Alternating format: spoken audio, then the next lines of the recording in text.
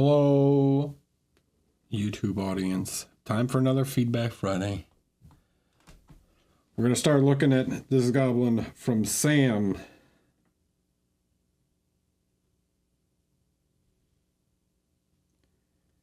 So,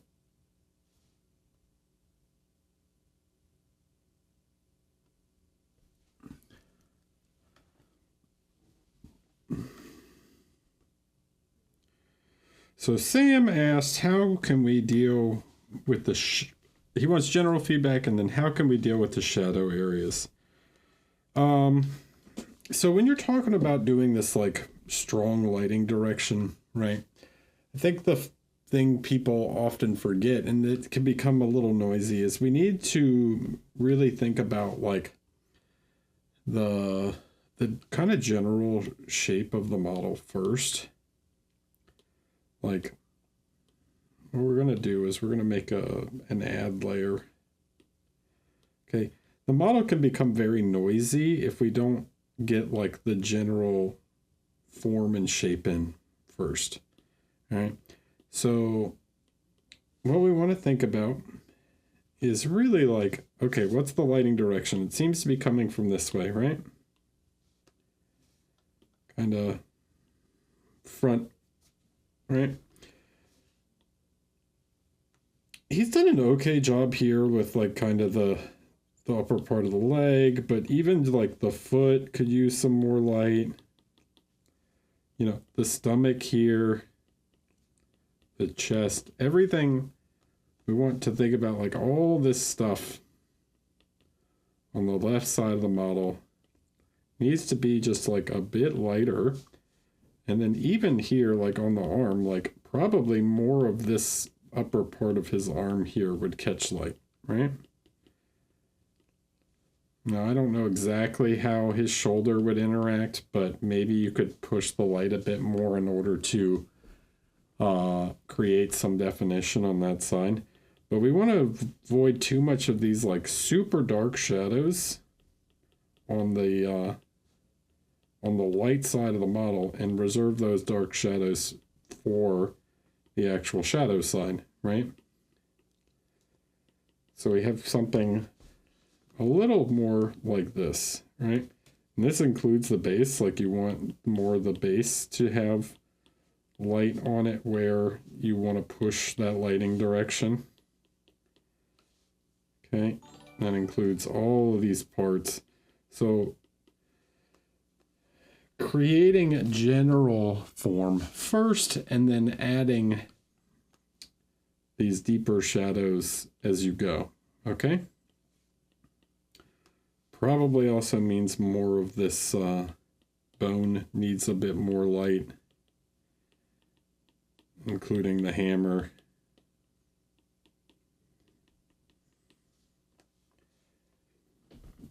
Bokanor, thanks for the prime. Appreciate it. Even little things like hitting the tops of those, hitting this. Right? So don't do too much. You don't want the shadows to go too dark. And then there's times where you can sneak a little light, like, into the shadow side in order to create some form and shape over there. Okay, so I want you guys to see, like, the difference between these two, right? So here and here, like, we're really trying to force that lighting direction.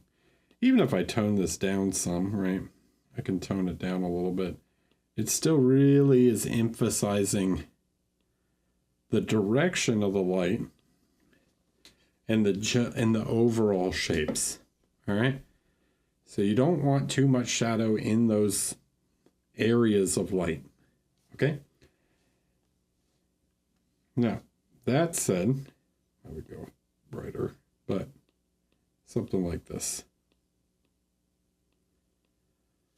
Okay, how do you now take this and make the backside interesting? This is the question people always ask. Okay, so the question I would ask is, like, one, what kind of environment is he supposed to be in? Is he supposed to be in a cave? Is he supposed to be in the daylight? Like, what's going on with the environment?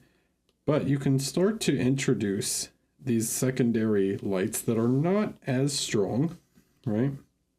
We're not going to go quite so intense. And we can begin to use this secondary light. Right? You might call this a rim light, but it's a fill light is what it is, not necessarily a rim light. If you want to see this done super well, go look at Maxime Pinot's figure from Monte, his big land skirt ogre, right? We begin to create some of this light on the backside, and this would be like the sky or something reflecting off of his skin, right? And what that's going to do, even down here, like, yes, he might not be in direct light down here, but his foot might reflect some of that blue sky, right? So it's not super light. You can see just how dark of a value this is. It's still in the shadows. But when you create that, it starts to create some fill and shape in the shadow portions, right? So if we look at the back side of the model, what this is going to result in, okay, right? We use something like we mix this sort of like light ultramarine blue.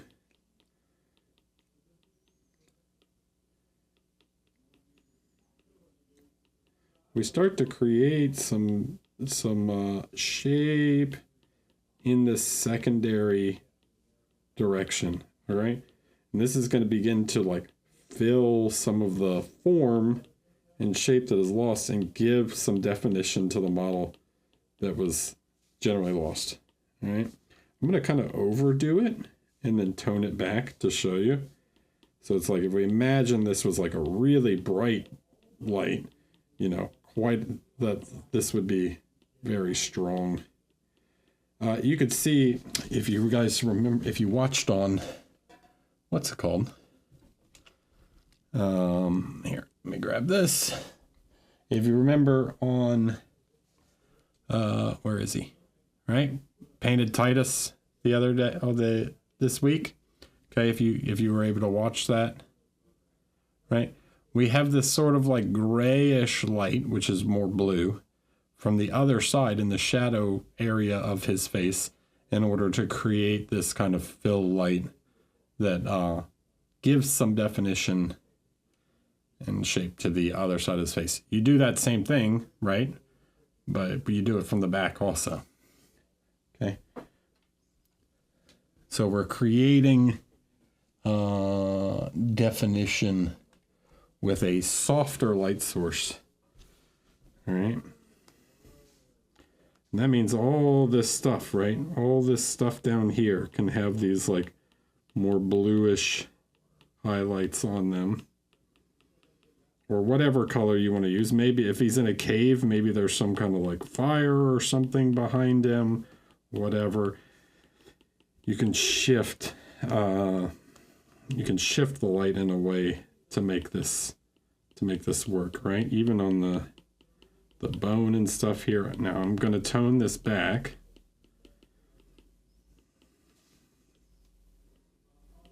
But we can create form.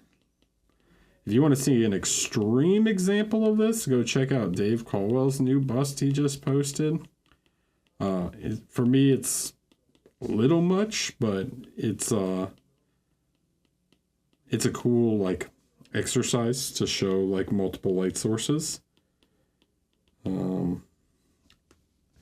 I prefer to have, this is again just personal taste, but I prefer something that's like you have like a slightly more logical explanation of like where this light is coming from and stuff.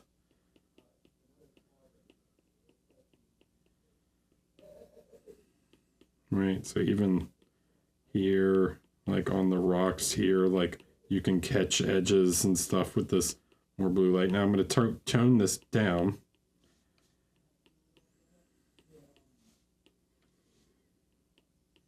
because this is too much, but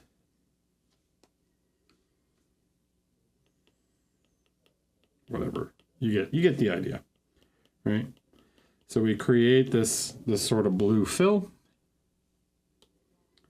And then if I tone this back, you can see it's just enough to like, it's not right? It's not this extreme extra light, but it gives some shape and silhouetting to the shadow side of the model, right? It's also much more like I've talked before about let's look at something real quick. I did. Right, so if we take this bottle here, right, I'm going to hold this bottle like this, right? You can see just how extreme that light reflection is, but that doesn't mean I can't get like a reflection of something that's white off of it either, you know? Like, if I take something that is very white, right, and that's more soft, like, it's going to be hard. Yeah, this is going to be like impossible to see. But there, you could, you can see as I turn it, it's like, especially starts to turn quite white. You can get a soft white bounce off of it too, right? So you can see there, like, this is the kind of effect that we start to go for. But it's not going to be as intense as like that reflection, right? It's going to be a softer reflection kind of bouncing off the shadow side of the model. All right. Makes sense? I hope so. A much more diffused, lighter reflection. Yes? No? Maybe?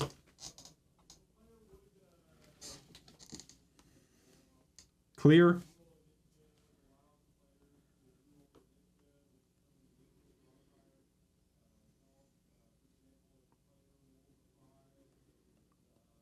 All right, go back to where we were. Okay, Brushmaster. Hi, Eric. I would really appreciate your feedback on this model. I entered in MPO Standard and got a commended award. I would like to know how to improve it and myself as a painter. MPO and Standard? I'm not surprised you got a commended, dude. They're brutal.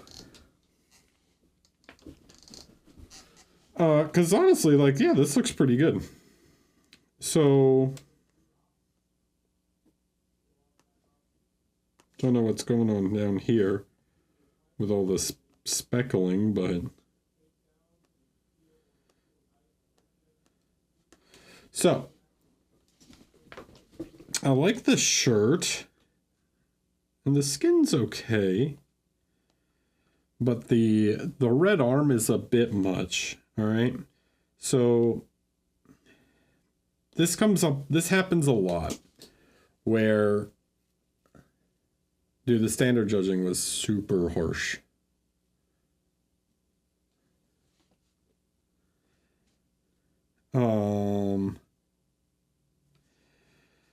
So this happens a lot when you're trying to do these like metallic-y effects and stuff. Like we're doing this like kind of Iron Man arm thing, right? Like there's a tendency to overcomplicate this sort of effect. We still want to have some kind of like general light shadow play here, right? So like this becomes almost too confusing because of how complex it is. And I know people tend to have a really hard time with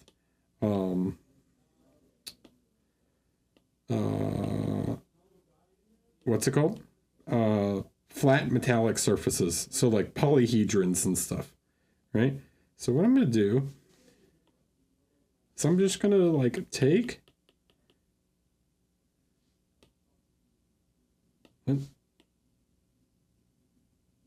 normal. right? I'm going to take and begin to like simplify these a little bit, okay? What I mean by that is like, we don't need gradients on everything. When you're painting metallic, okay, non-metallic, it's about creating contrast between panels, creating a believable reflection of the light source, and then, yeah, creating, you want to create just some simplified shapes, right? So it's like, not all of this needs to be super dark here, okay? We can have some of these, but you don't need maximum contrast on every single panel. You need maximum contrast across the like entirety of the arm, right? So like all of the metallic, right? So I'm going to choose to reduce some of this, and then I'm going to take some, and some of these panels, right? Something like this. Let's push the light up quite a bit.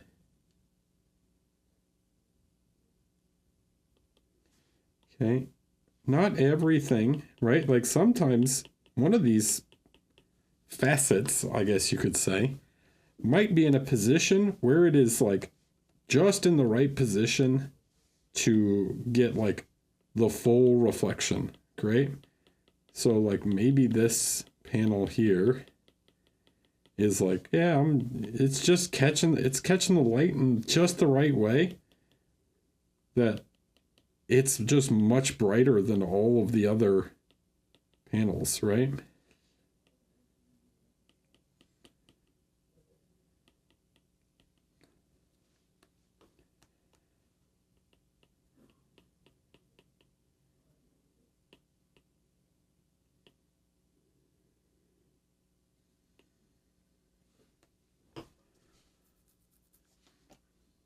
Okay.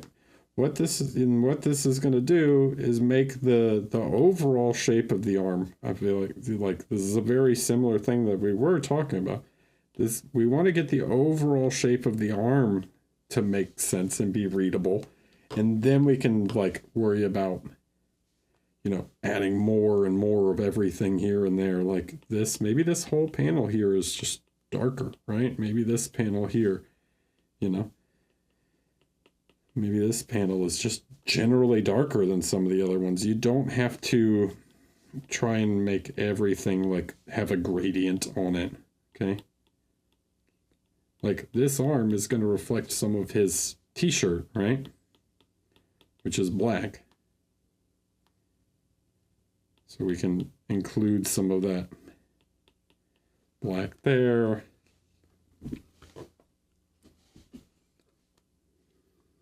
Then we can begin to like really push some of the light in a way. Okay, so I can grab some of this more like yellow, orangey light and really start to like pick some areas out.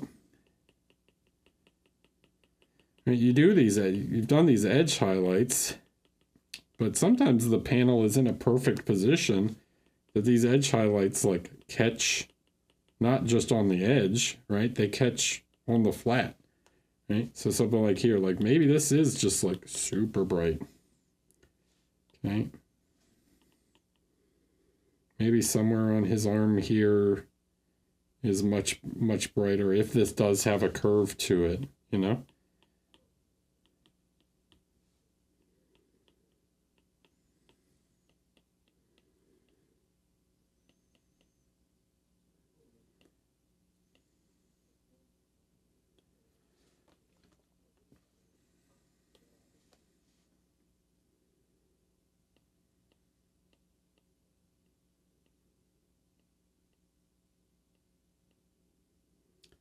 Okay.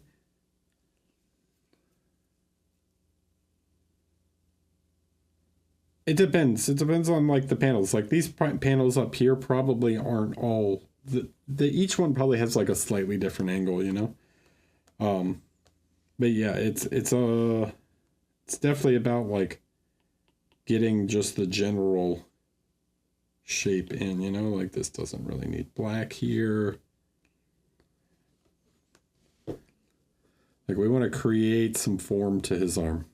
Okay?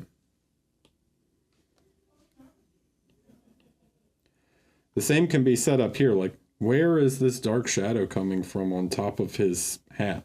You know? Like, okay, it makes sense for there to be some dark shadow in here, right? Because there's this like deep fold here and maybe some shadow over here. But this isn't a shadow area up here. So grabbing some much more of this would be like quite bright, you know? Because it's all facing upwards. So you don't need, there's no need for this dark shadow like in on top of his hat, right? It should be just generally like quite bright with some subtle highlights and stuff to make the difference between light and shadow, you know?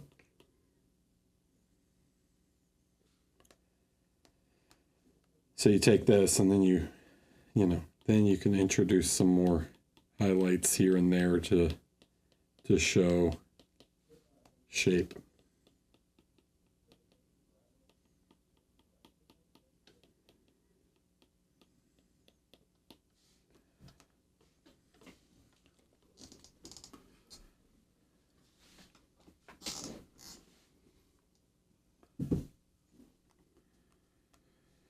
And that's just a general thing, right? So I would say the same about the skin and the hand and stuff, right? It's like I could come in here and say like, okay, so this part of the knuckles down here, right?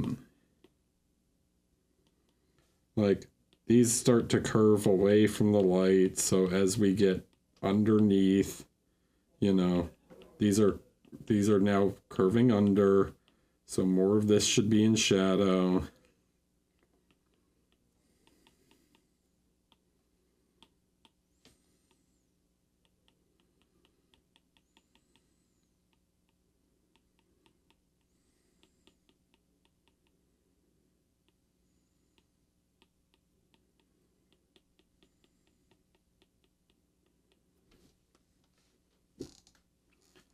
Right, we give volume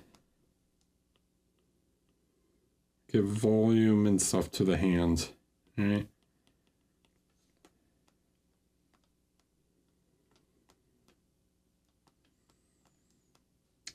Like where should the darkest shadows on his face be, you know? Looking at it right now, the darkest shadow is right here, yeah? Probably right, and like right here.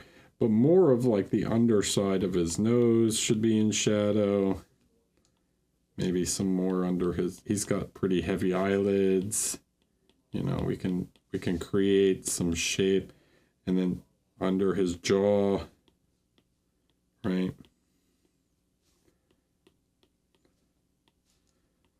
Underneath the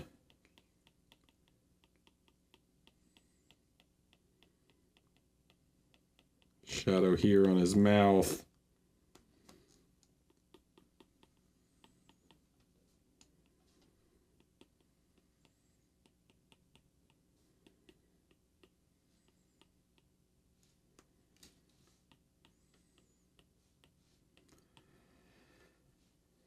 And then we can push the light on his, so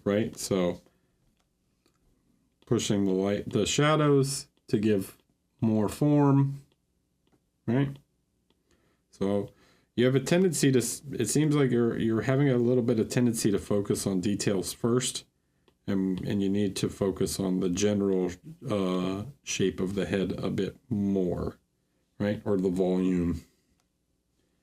Okay? And then the same could be said for the lights, right? Like, we don't need super dark shadows on his forehead. His forehead's in light, right?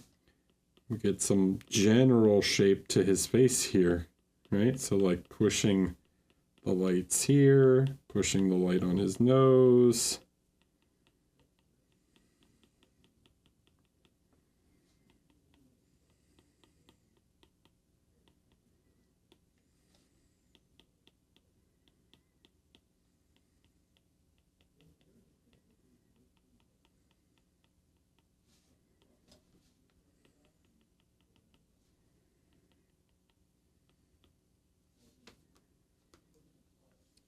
Now that's a lot.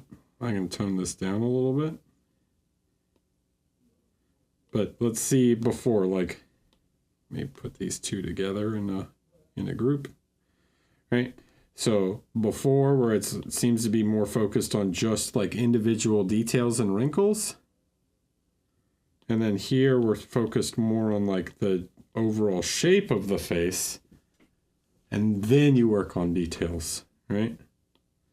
Then you use mid-tones and things to define details.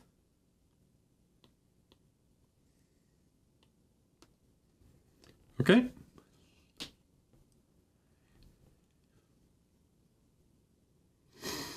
Yay! It is Feedback Friday.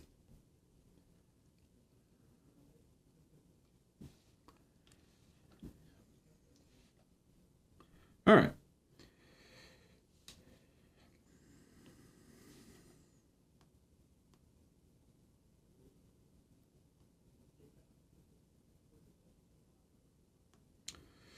Matt. Hi, Eric. I really appreciate your feedback on this bust-on painting. It's still work in progress, mainly focused on the head and back black leather so far. If you have any advice on her face and hair in particular, that would be ace. My first bust and still getting used to painting at this scale. Okay. It seems all right.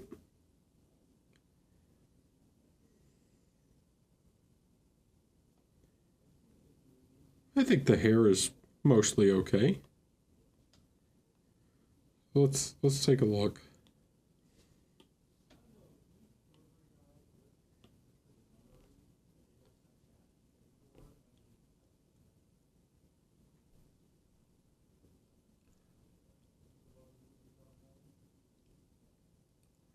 Okay, so I think the overall form on the face is quite good. Yeah.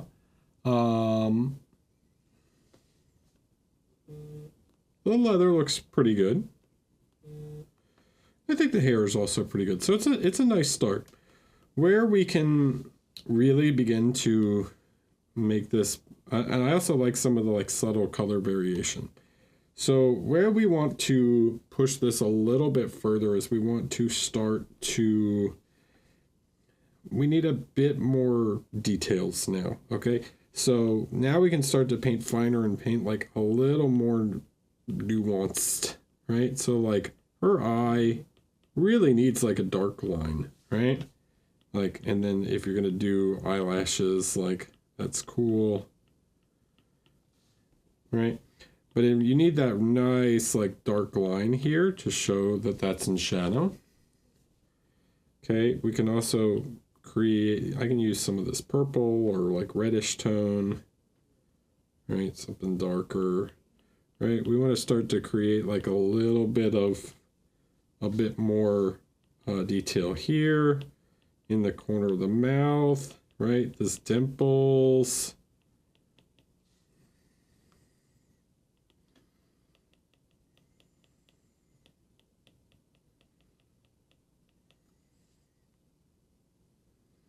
So these are like super, what I would refer to as like micro volumes of the face, right? These very tiny shapes that you start to see, okay?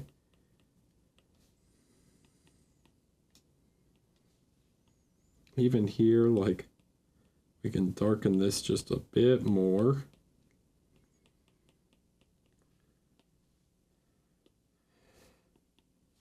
Okay, now the next thing, right?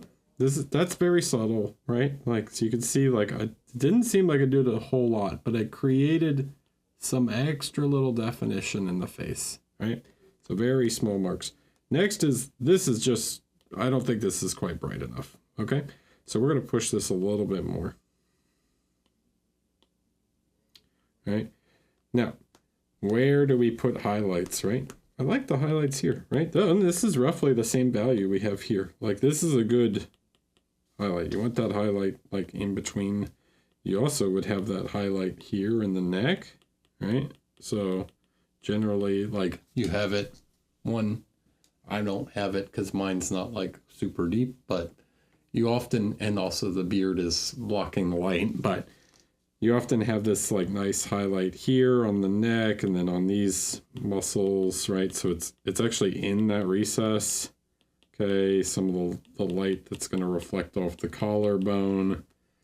All right. Now, we're dealing with highlights, so we're going to push. Let's just make this an add layer. All right. And then I'll tone it down just like we did on the other one. So we're going to pick some spots, okay? Almost like dots, right? So if this light source is like reflect, if let's say she was like literally like gloss, all right? Where would these lights reflect like gloss off of her nose, right? So here, right, we might get a nice bright reflection on her lips like this, like she just jumped in a pool and she's wet, right? So where is like every little shine gonna happen, you know? So we're looking for that center point as if she was like ultra gloss shiny. You sometimes get one in the nose right there. Okay, we'll get one here, like in the eye, and then kind of bridging this line like this, right? And then we'll get one like on the forehead.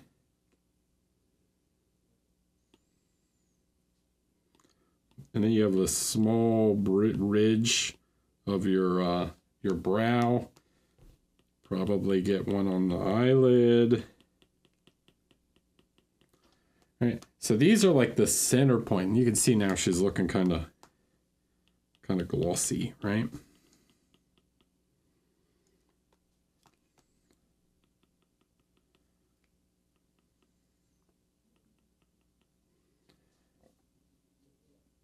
Do you guys see that? Does it give you the impression that she's like wrapped in saran wrap, you know?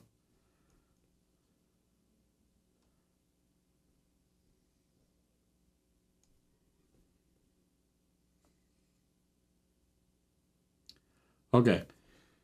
So when you do something like this, right? So this is if you wanted to make her look like, you know, that. But skin is not that gloss. Skin is not like Vaselined, you know? So we have to take this and we're going to reduce it, right? So the overall shine will become much more diffused and soft, right? So we're going to tone it down.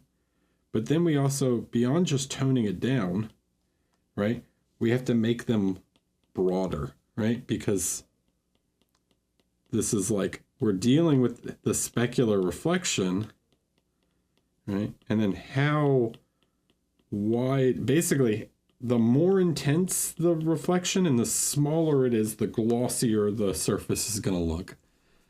The more subtle the reflection and the more spread out it is, the more matte the surface is, okay? So we want something in between for skin where it's like, it's glossy, it's a bit oily. The nose can be a little bit more, right? You have a little more oil in your nose, you have a little more oil on your forehead than other parts, like your chin doesn't have that much oil on it compared to other parts. The lips can be a little more, right? But the chin is going to be like a little softer, right? So let's look at her face and skin now. So let's see before and after, right? So before and after, we give some shine, right? Let's tone it down a little bit further, right? It doesn't need a whole lot, right? Maybe something like this, you know? It's all of that much.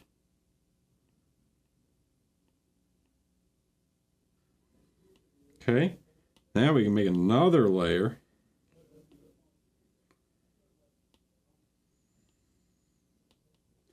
And then the few parts of her that are supposed to be shiny, let's say she's wearing some like slightly shiny eye makeup or something.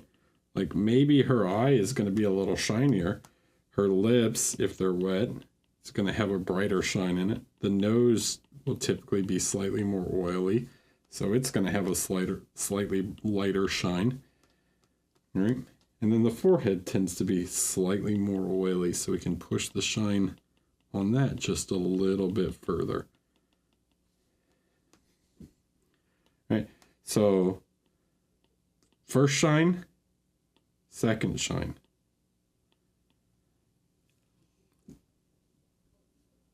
Okay, so your volume interpretation is pretty good here, right? The original interpretation, right? This is quite nice. It's almost too soft, right? So first we create some shadows to just create some shape around like her nose and her mouth and her eyelids. Then we add some light, right? And then we push an even brighter light. Okay, well, we can put them together in a group. Right, so everything together.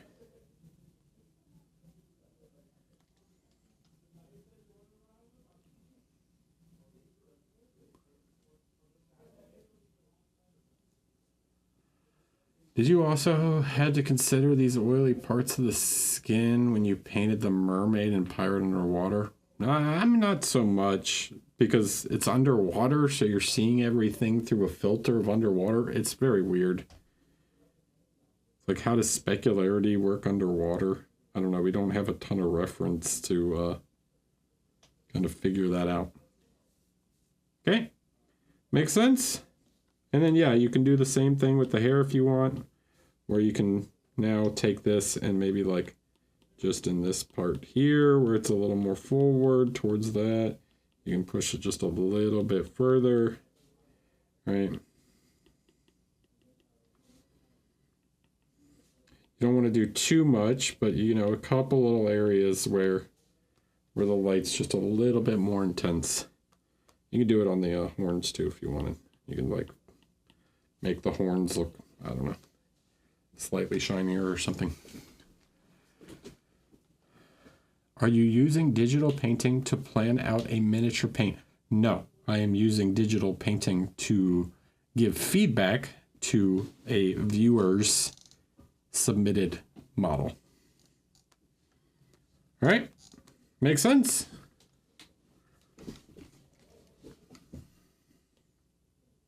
I hope that helps. And it's just going to bring so much more definition and contrast to the figure.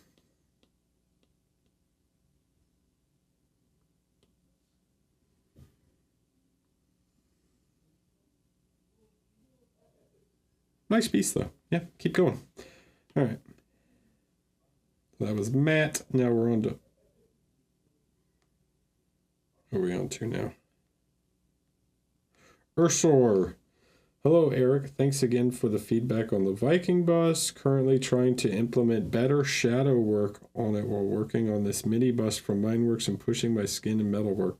I'm having a hard time with the gold headpiece and would love to hear your thoughts on how to improve it and the piece in general. Thank you for dedicated informative effort. You're welcome. All right. So this is interesting because I don't quite know, like you have like multiple views here, like which is supposed to be the main view? Is it this? I feel like it's maybe slightly more like this or something in between. Is there any condition to post a project for feedback? You must, you gotta be a sub. Gotta be a sub. And then you can link your Discord account to your Twitch account, and it'll give you access to the Feedback Friday channel.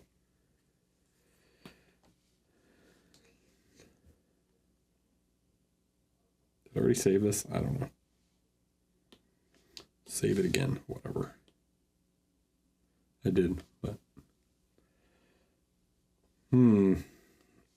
Yeah, that's so... Okay, so that... I think the metallic...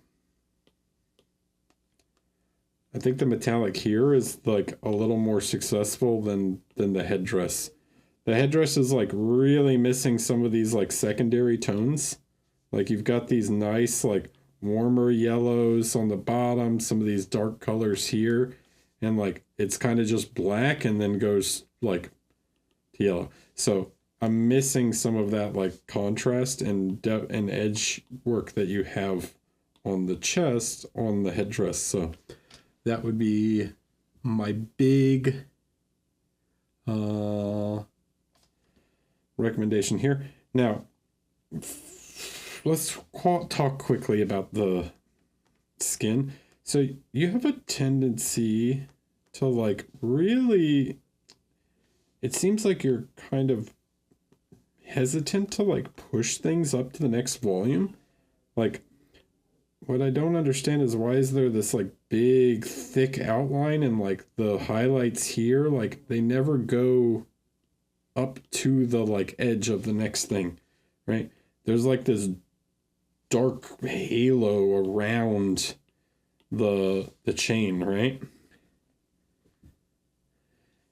So what I would say is you need to, like, when you do this, right, you got to come back with the skin tone. If you're going to paint that dark outline, you got to push, whoops, you got to push that light up like right into the next volume, right? So you leave that very thin black line, right? It's going to make it look much sharper. Okay. This makes it, when you have this like dark kind of halo-y thing around everything, right? It makes everything look like fuzzy, you know?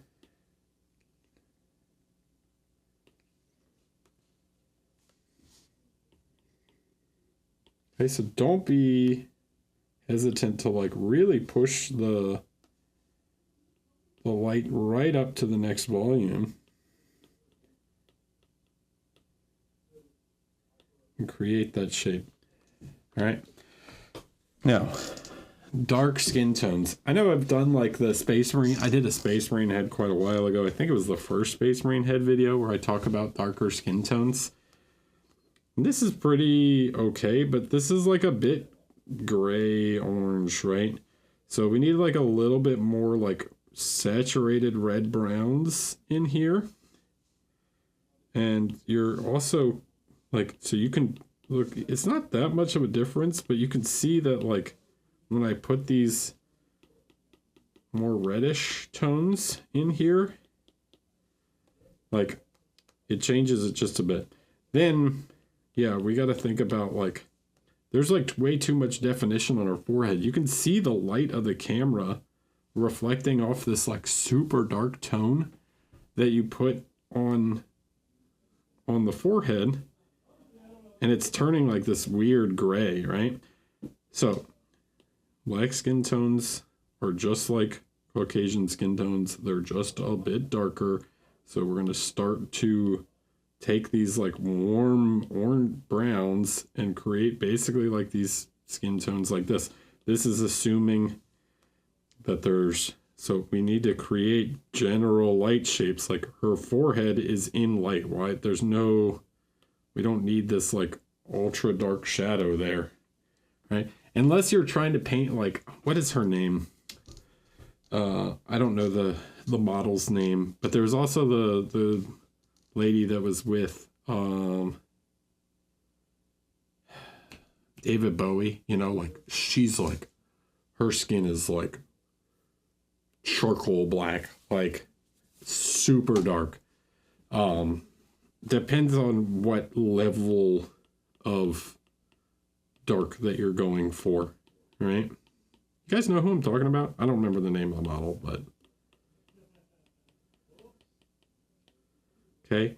So general shape, like general form of the face first.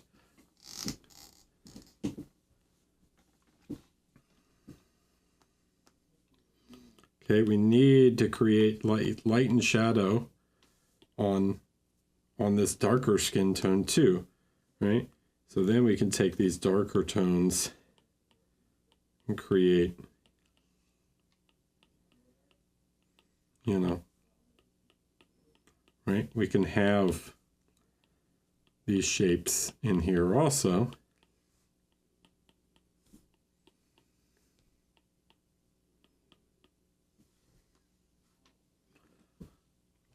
then we can start to push, like, let's assume this light, we could probably go even brighter a little bit, right?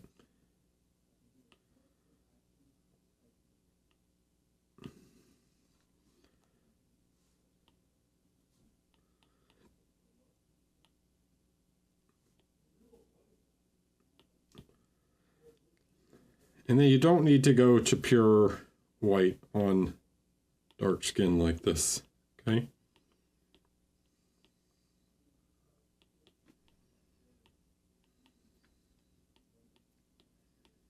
Like you're probably highlighting too much.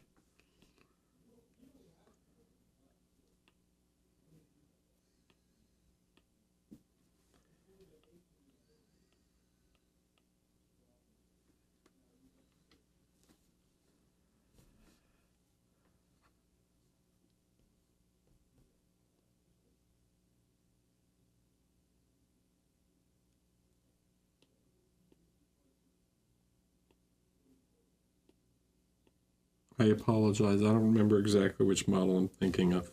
But yes, there was one, and she was like maybe Nigerian or something, but she had like ridiculously dark skin. And that's another approach. Then you're like, when you're that, like when your skin is that dark, you're dealing with so much like environmental reflections and stuff showing up in the skin. Like, it's not that our skin is, you know, well, I say my skin, let's say, right? As a white person, a quite pale white person, my skin reflects the sky, right? But it's much less noticeable on me than it is on someone that's like got extremely dark skin. So if you see people that are like super dark, right? You almost start to go like you like they have their skin will start to have this like purplish feeling, right? That's because their skin, you're seeing more of the light like the sky and stuff reflect off their skin. It's just more noticeable than it is on someone who's quite pale. Okay? So then you can push the light like that, and then you can push it even further, whatever. Right? So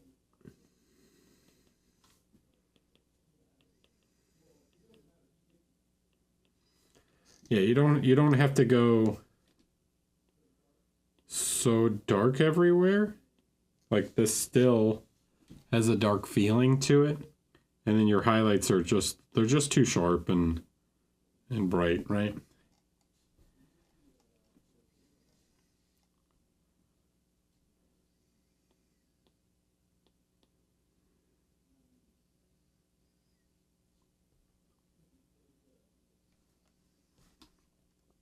Okay.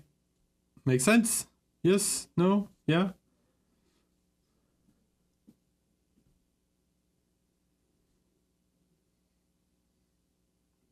All right.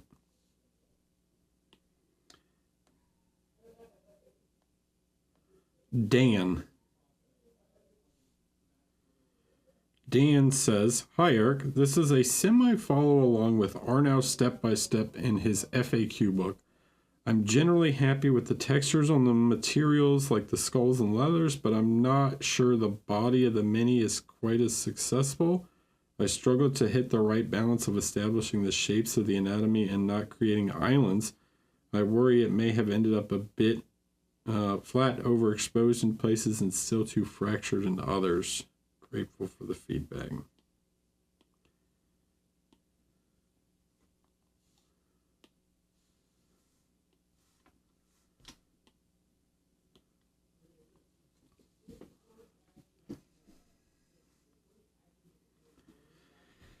Okay. I don't think it's bad. I think some of the parts work quite well, like the arm, parts of the neck, the chest works pretty well. The stomach is a little interesting. The face feels quite flat. I think you're right there.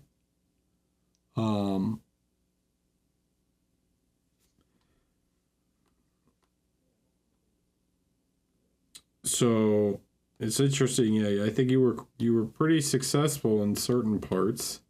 Like here, this makes sense, right? You got this like darker. Let's use this. Let's say this is your shadow color, right?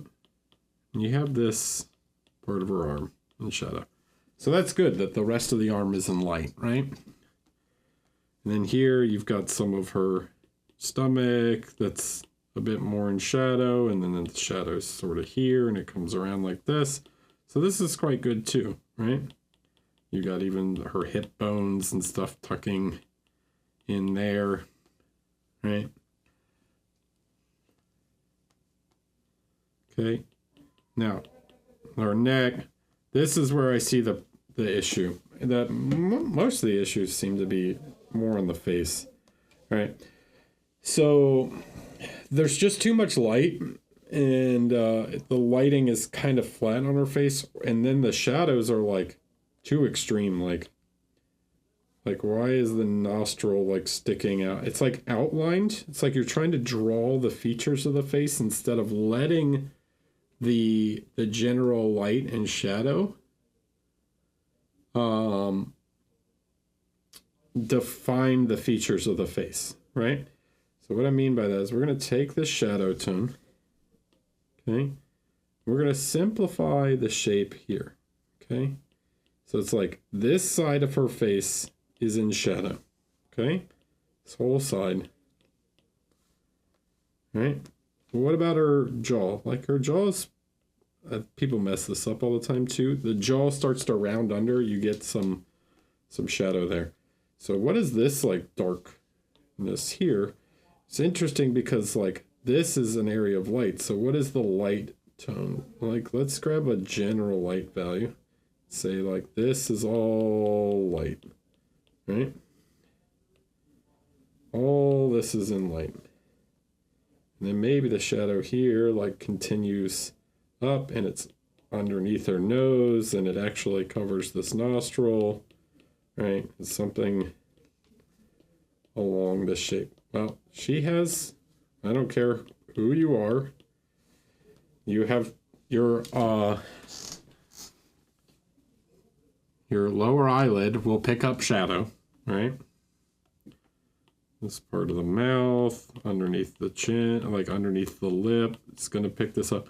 Then we begin to like round this over and soften this in, okay? This is in light, so this doesn't need shadow here. All right, let's reduce this.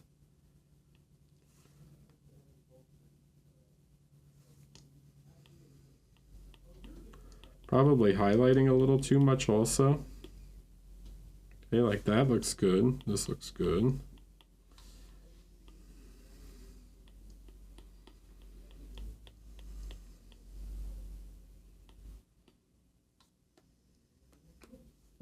So we've actually like flattened some parts and made other parts like more sharp, right? So we can see we've like moved the direction of the light a little bit here. More to be more in line with how you've painted the other parts. Okay. Now, where else would we have small shadows, right? Generally speaking, you would see some small shadow like here. And these are like the little tiny shapes that you can begin to add that start to give even more life to the face, you know?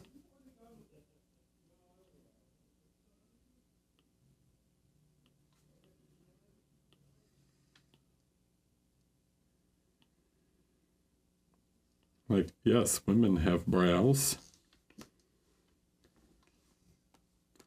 Probably the black underneath the eye is too strong. Looks like she's wearing like extreme eyeliner. But okay, then we could start to mess around with like taking some red and like giving her a bit of more cheekbone. We can play with the color.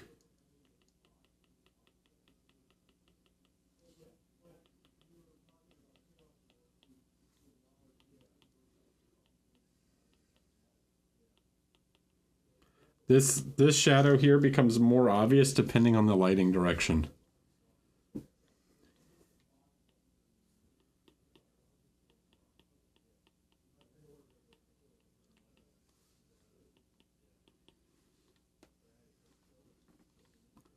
All right, makes sense.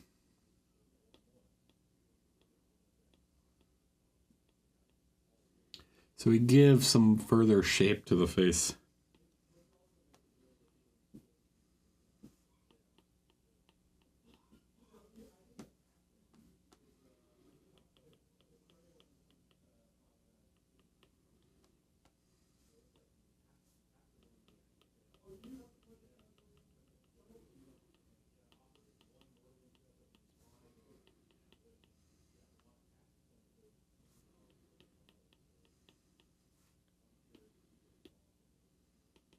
And yeah, we can create some occlusion here where the shadows get even darker in some parts. Okay.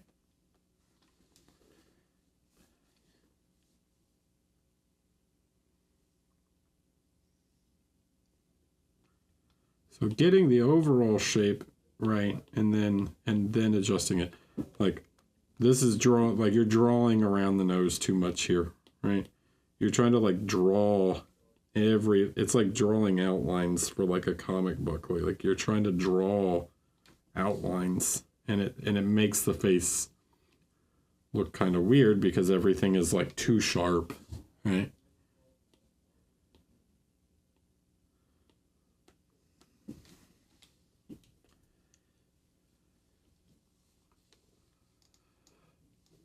Okay. And that's that. Yeah, the skulls are cool. I think the hair's a little spaghetti looking, probably over defined, trying to edge highlight like every strand a little too much. I like the axe metal is pretty nice. Yeah. Okay.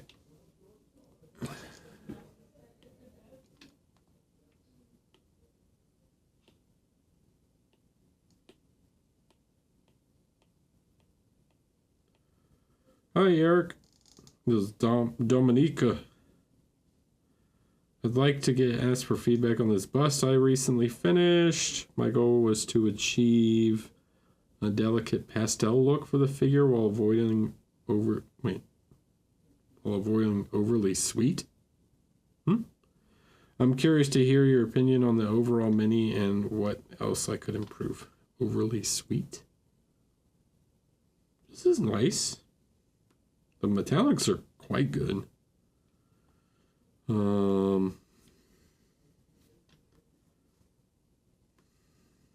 Yeah, I like this. The fabric's pretty cool. Skin looks pretty good.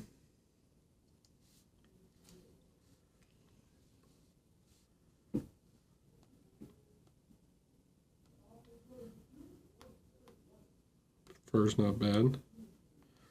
All right, let's see what we can look at.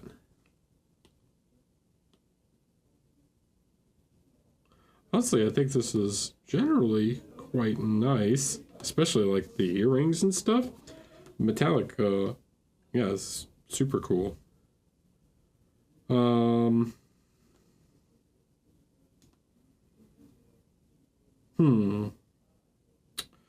What sort of adjustments would I make?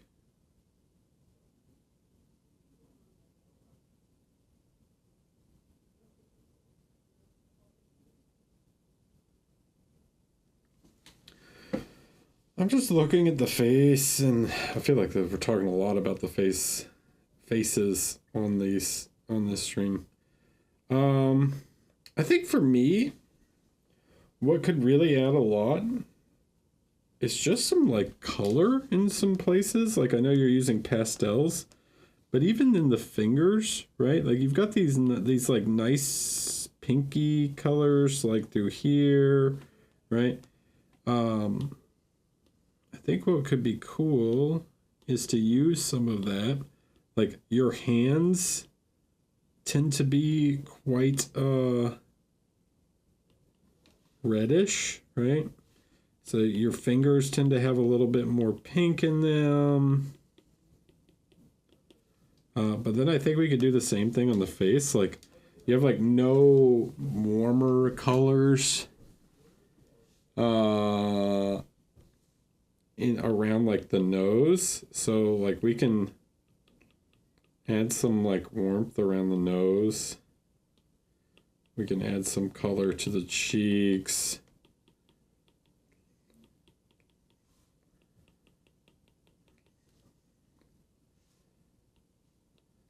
Maybe a little more color to the lip. Right, so we create some of like some color variation in here. And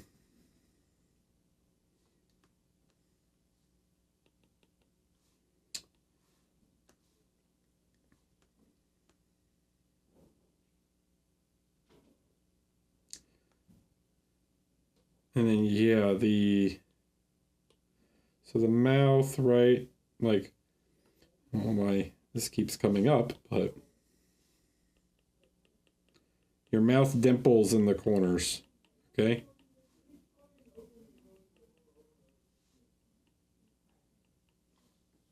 Like there is some shape there. You can do them more or less, but like you have some shape there in the corner of the mouth. You can then kind of pick those out a little bit.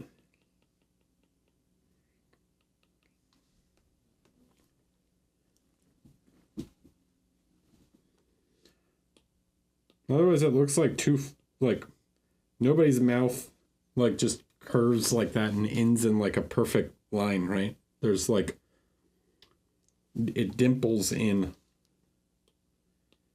Okay. And how much you want it to curve up or whatever is up to you. But yeah, if you want it to curve up more, you put them slightly higher, right?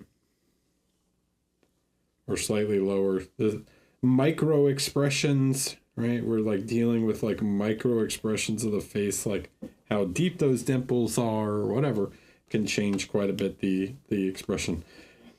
Now, this is a thing on this figure in particular, but I find the lower eyelid to just be like much too small on her. I'm not saying you have to do it this much, but I would adjust this eyelid shape a little bit.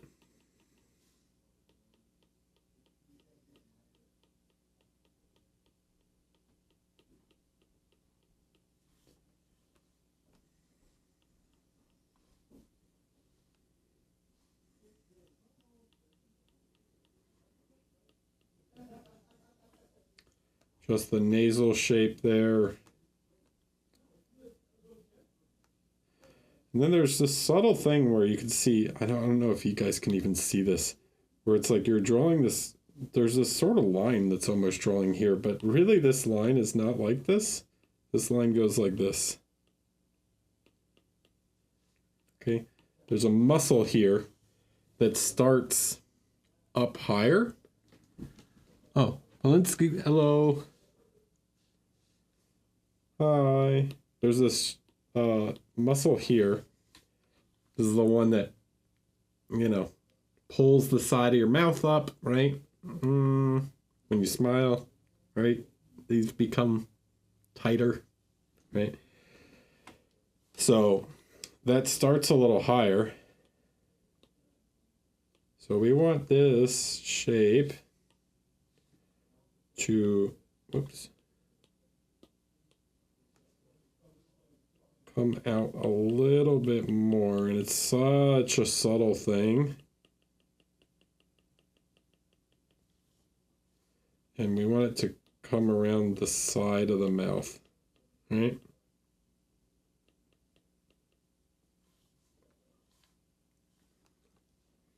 When it attaches to the corner of the mouth, or you get rid of it entirely, right? It's like her expression is too neutral to even see it, so we can like reduce it back in. But it shouldn't really have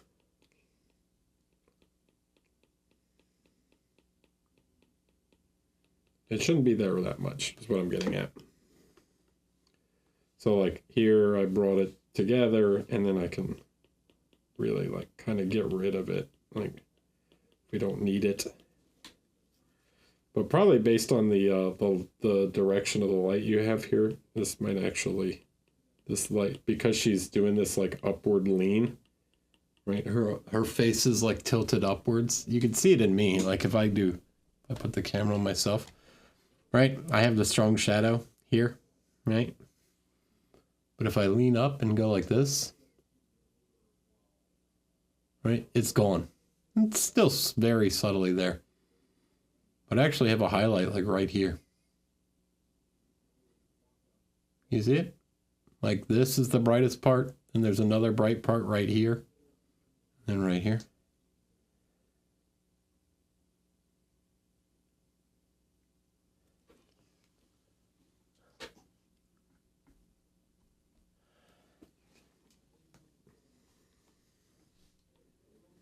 So you can actually get a nice little highlight.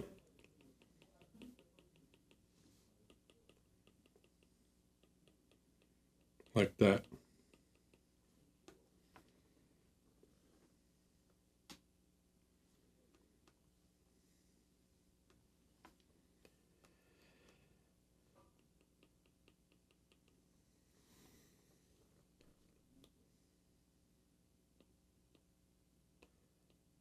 So there's just a few things that can really like, right, like adding color, and then tiny things that alters the expression just a little bit.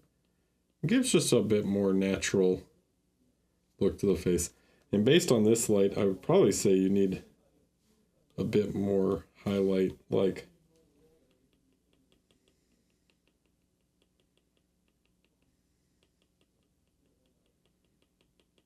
lower on the face, right? Because you have a highlight right here, right? Can you guys see that? Probably not because of the thing. I'm going to point out some highlights. There's a highlight here, right? Not up here. So why is there a highlight here, right? If this is on the like more center of this volume, what's the center volume of her cheek? Is it up here near the eye, or is it more forward on the cheek to match these, right?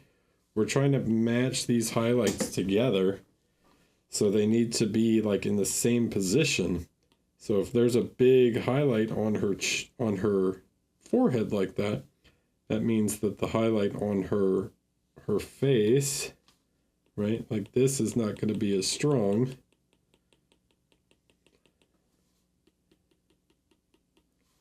And the highlight's going to be a little further down, right?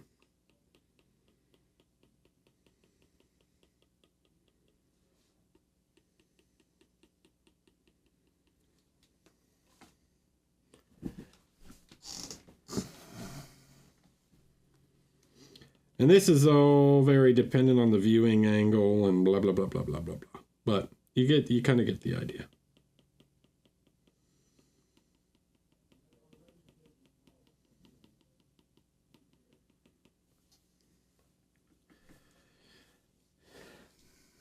Make sense?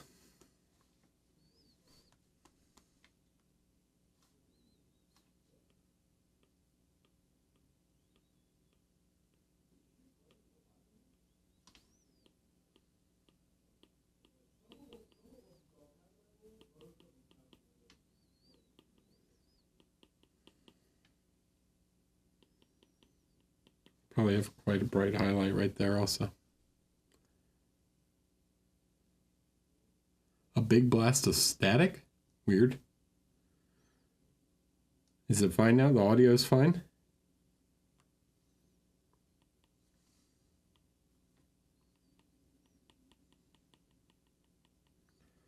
So yeah, all these little tiny highlights and stuff add so much micro expression to the face.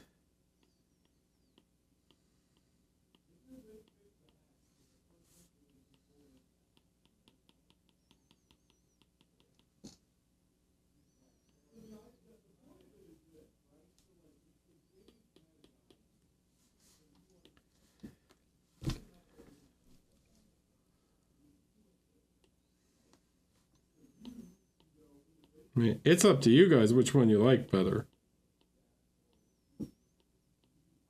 But this feels a little more natural to me.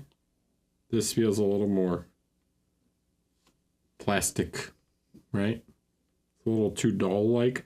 This feels a little more natural.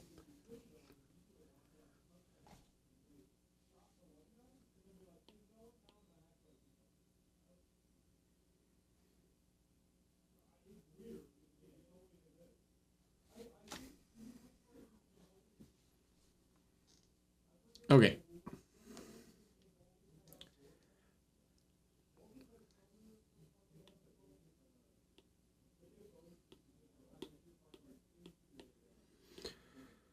Jabas. Or Jabase. I never know. Hey, Eric, can you please give me some feedback on this whip? The idea is to paint it Chiaroscuro Tenebrism style. Okay. Tenebrism style. Well. Alright, we're gonna take a short break, and then I will explain to you Tenebrism and Chiaroscuro. So I'll be right. Hello, I'm back. Let me have a sippy sip of my drink here.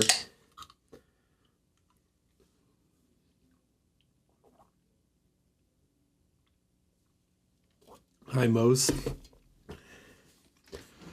All right. Chiaroscuro is an Italian term, literally meaning light and dark. Okay? Chiaro meaning light, oscuro meaning dark. It's the same in Spanish. Okay? What this means, in terms of what we do, is basically this just means volumetric painting. We're using light and shadow to define form, all right, and volume. Before that, it was in the Renaissance, right? So pre-Renaissance, painters basically did just like these flat, super flat drawings. Okay, things didn't really have like 3-dimension or shape. They started to introduce perspective into their drawing. They started to introduce light and shadow into their drawing to express form. All right, so anytime you paint with volumetric light and shadow, you're doing chiaroscuro. This is not to be confused. Does that make sense before I move on? Does anybody need further explanation of chiaroscuro?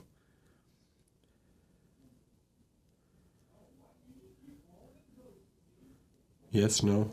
This gives 3-dimension, right? All good? Okay. Tenebrism is something different. Tenebrism is a style, right? Is a style of painting that is often exemplified by artists such as Caravaggio, right? Tenebrism, tenebroso, right? Meaning dark, right? Hey, you guys. You remember this thing? Huh? Tenebrous teal, eh? My paint, yeah? Tenebrous, the English word. Tenebroso, tenebrism, right? Tenebrism meaning the style of darkness, right? So, tenebrism in art, whoop, wrong camera. That's where I want to be. Tenebrism in art, yeah, it literally means dark teal. Is the basically like extreme blacks in the painting, right? And often, let me see if I can find a picture real quick. Let me switch to this because I don't want to go show too much from my workshop, because I talk about Tenebrism in my workshop. Tenebrism is like these extreme blacks that create like what is often referred to as a lost edge. Okay, so effectively, let's look at this here. All right, so here's a painting. Yeah.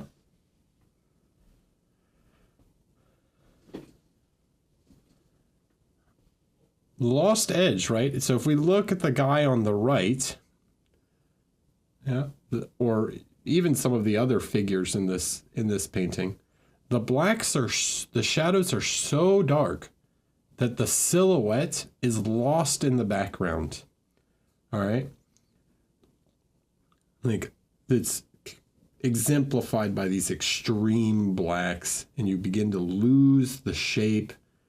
And it creates this extremely dramatic play between light and shadow, where the light is expressing the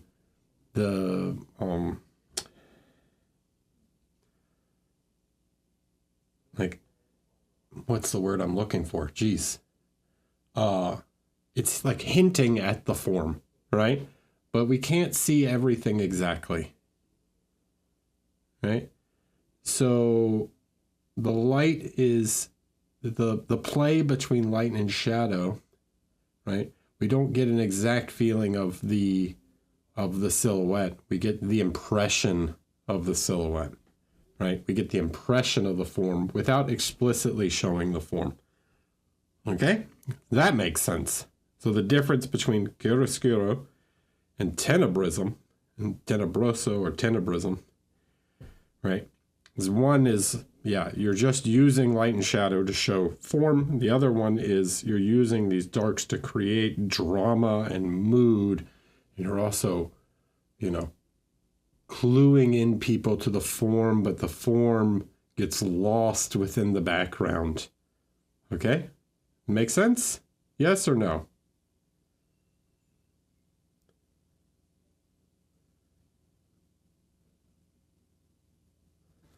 All right. So the issue with miniatures is, let's switch to me. So the issue with Tenebrism and miniatures is miniatures are 3D, right? They're not flat like a canvas, okay? Or film or photography, right? You have a three-dimensional object. Your eye, because you have two eyes, you have depth perception, and you can see things in like shape, right? We can see depth. So even if you paint black shadows on a figure and put it on a black background, you can't separate the silhouette of the figure with the background. Like, you can't help but separate the silhouette of the figure with the background. There's no way to lose the silhouette into the background because your depth perception will always see the silhouette. We also can't control the light enough to achieve a pure black. All right? So for me, in my opinion, I've never seen it successfully done anyways. It is not possible to achieve a level of black where the silhouette of the figure is lost in the shadows of the rest of the piece. Okay? Make sense? There's always going to be, like, you will see the form and shape of the three-dimensional object. You'll see the silhouette. Right? Following. Are we following still? Yeah? Okay. Now that is to say, when we go and look at the piece here by, who was this by? Jabas. Yeah?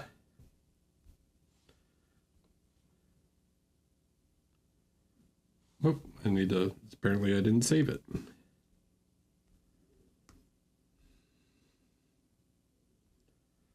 nothing about this really is Tenebrism. All right, there's no like loss of shape and form here. Okay, I can see all the little individual details of the sculpt and hair and blah blah blah. Like, you can't hide them. Okay, no matter what, the natural play of light, even on black paint, is going to show some of the shape and form. So we can't hide the form. All right, we can paint darker.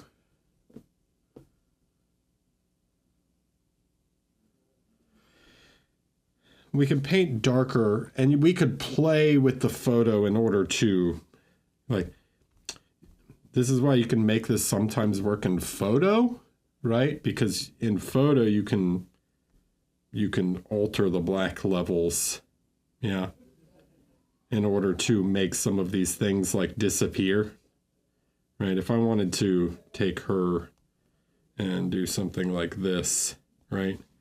Where we take and we just pull these blacks way down and do something like that, right? We can begin to make some of these things lost, like in the background, you know? But this is, even in hand, this would not, like, it wouldn't look like this, right?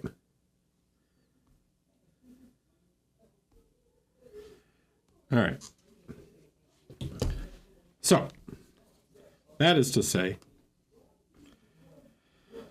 I don't really know what the point I was trying to make other than explain the difference in the two to the audience. The figure itself is pretty nice.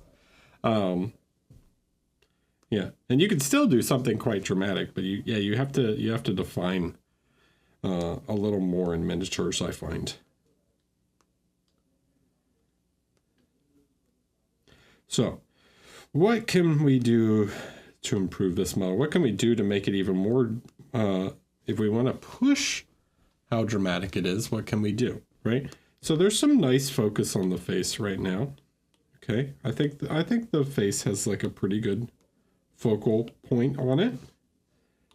And I think what we could do is we could apply that a little more. So we can have, beyond just this, one, I think we can lighten some of these areas a little more, and then we can have some light that falls on the shoulder a little bit further, right?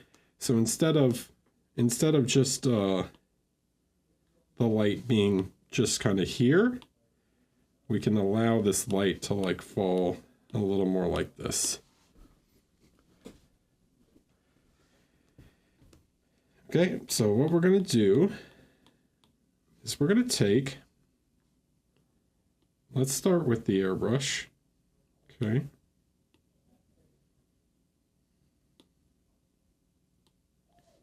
A pretty big brush. We're gonna start by just darkening some areas, all right? So we're gonna take a nice dark, like black purple kind of color, or whatever color you want to use, right? But I pick up this purple in the reds and the whites, so this will work.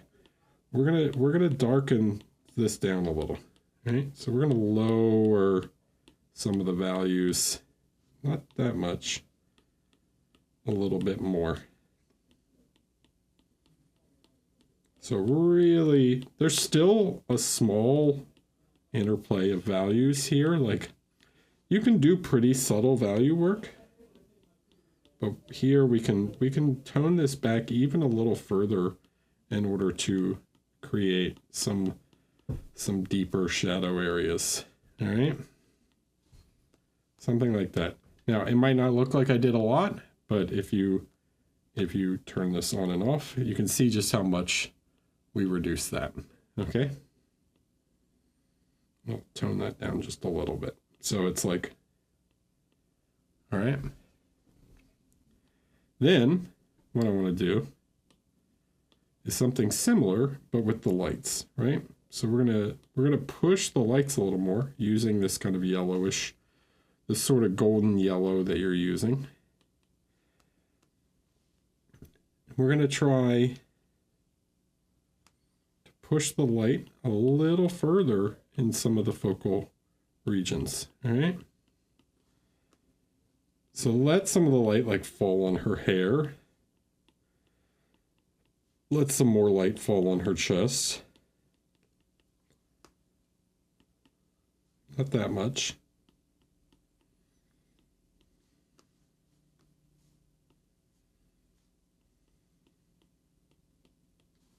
A little more light on the hat.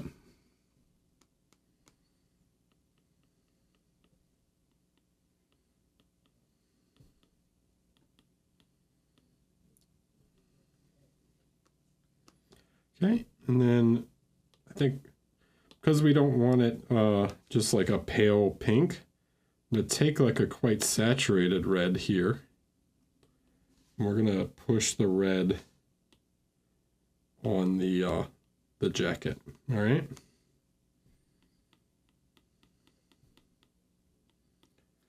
So really trying to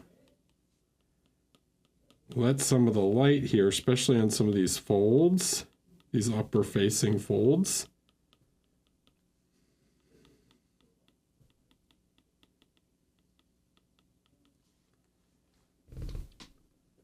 really have some extreme like bright reds up here.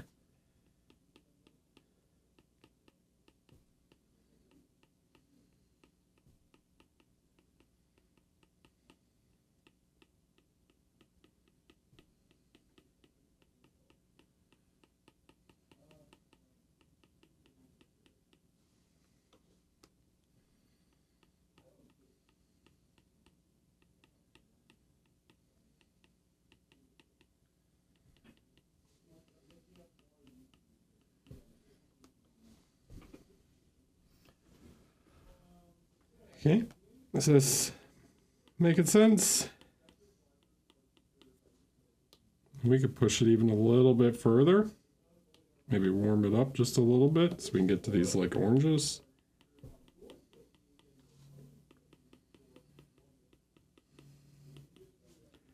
We're trying to make something very dynamic and dramatic, right?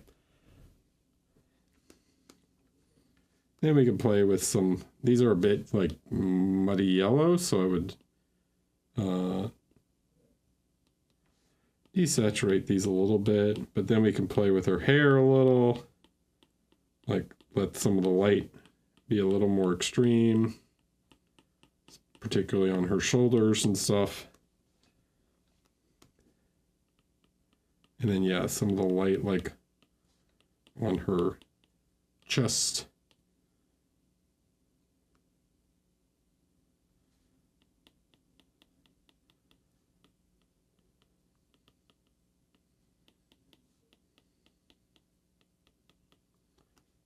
And eliminate some of these kind of muddy lines that you got, right? Like sharpen some of this stuff up. One of the things that's going to make this look like, if you're trying to do this sort of look, is like you need some of those sharp lines that creates the interaction of light and shadow. Okay.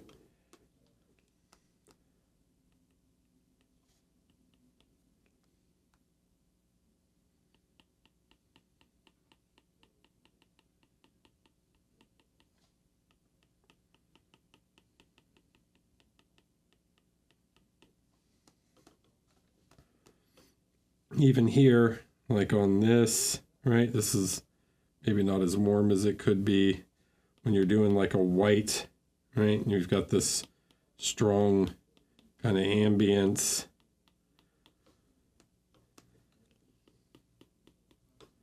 Okay, just like let some of these parts here that might catch some white really like catch the white, and it could have a little color to it. And then we create more of that drama. So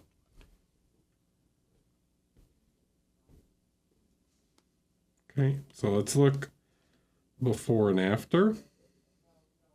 I'm just going to duplicate the layer to put it on top. So you can see now, like before, and after. Like one of them has a much more spotlighted effect and this like higher sense of drama and focus on the face. Right?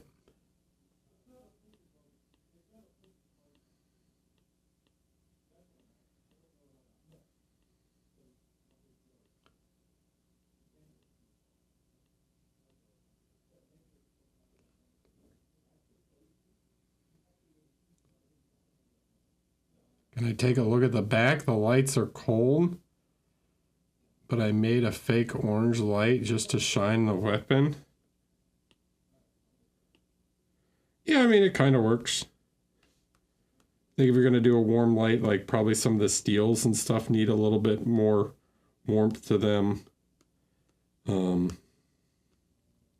Yeah, I think it kind of plays. Okay. So, all right, one more time. Let's just look. All right. The drama.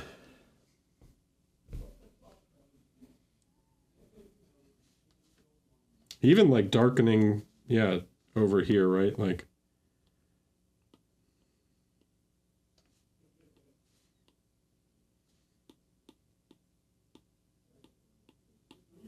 you know, I can darken this down a little bit.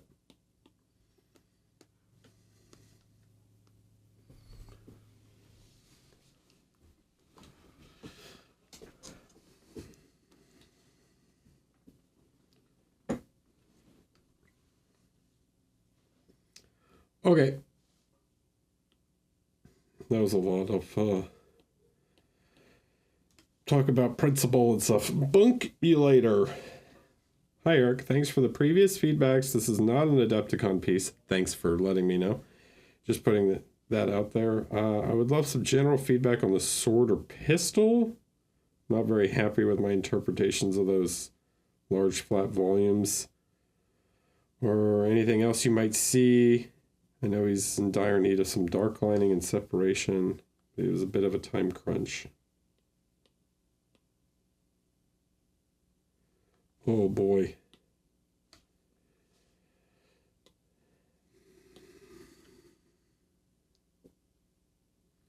The zebra stripes.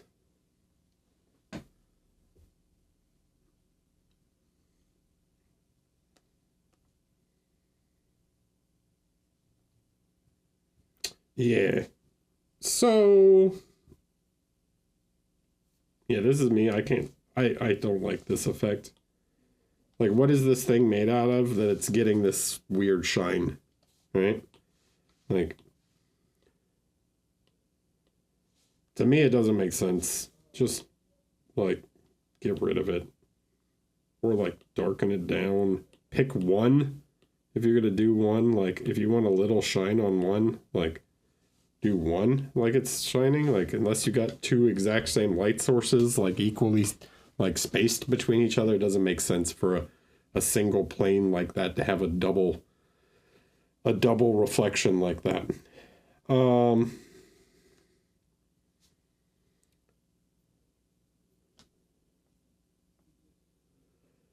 I think general sort of feedback stuff would be like your line work is a bit thick in some places. I think your light placement is pretty good. But yeah, you could definitely work on like sharper dark lining, right? Things like the fingers, even thin, like real thin, right? Like the fingers could use some dark line, like these could use separation. This stuff goes a long way to defining some of these things, like all this stuff, right? Needs these darker lines here. Separated, there's some cleanup stuff to do. But I think the other thing I see is that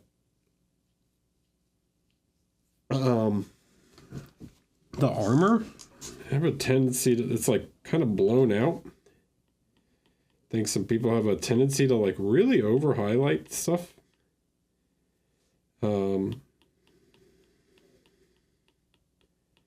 Like, is his armor supposed to be painted or is it supposed to be non-metallic, right? Is it like, is it like a metallic blue paint like you would put on a car? Or is it like just blue armor, you know? So I think people have a tendency to, yeah, like blow out these highlights where it's like, I'm going to push this contrast from black, right, all the way to white. And I don't think it really needs that. Like, you can maybe do it in a couple spots, but I think the model overall will read much better if you let some parts, like the gold, be shiny and other parts just be like blue, right? So if I come in here, I grab like a more neutral blue like you're using, something like this. I'm just going to tone down some of these regions. Like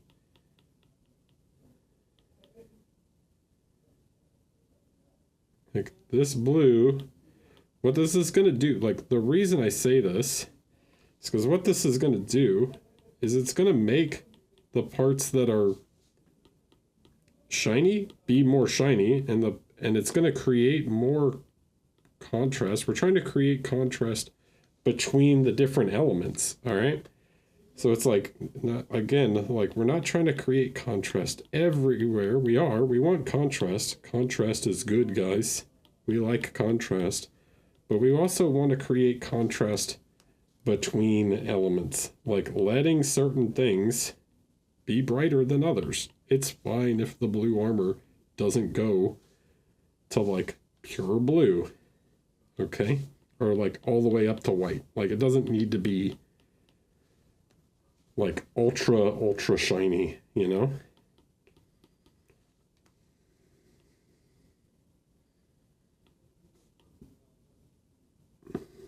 We can stop at just a light blue.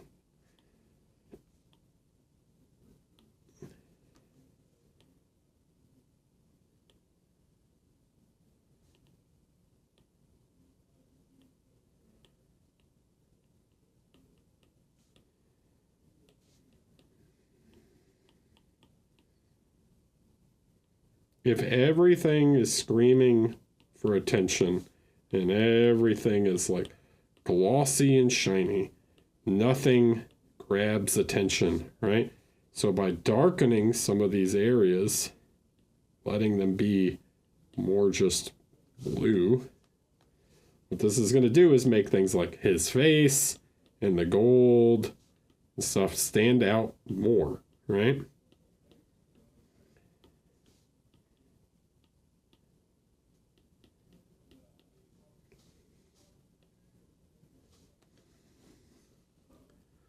So let's look at the before and after here. So this is just like darkening everything down a little bit, right? So now like the golds and the gun, like the silver on the guns and stuff stands out a little bit more, right? The face stands out more because it's not just blown out with these super bright like light blues and whites all over the place.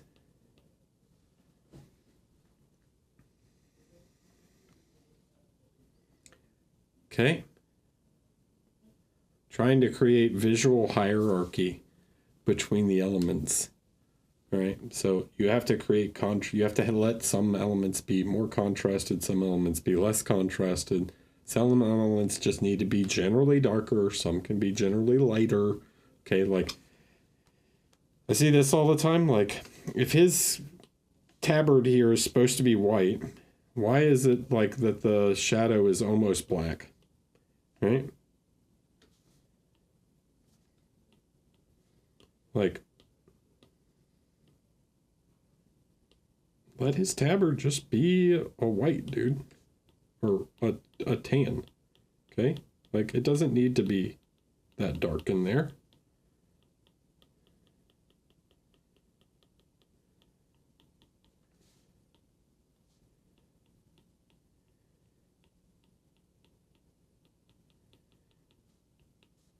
The fact that this is just overall lighter now creates visual separation between it and the gold thing next to it and the blue armor, right? So this over-reliance on making everything like ultra contrasted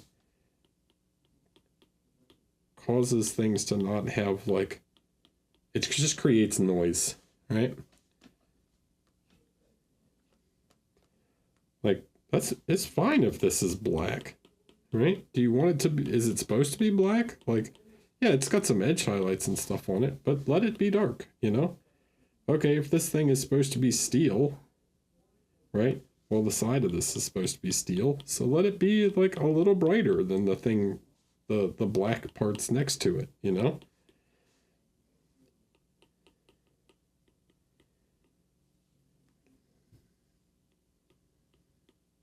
Maybe the whole front of the barrel like catches light. Maybe more of this thing catches light, right?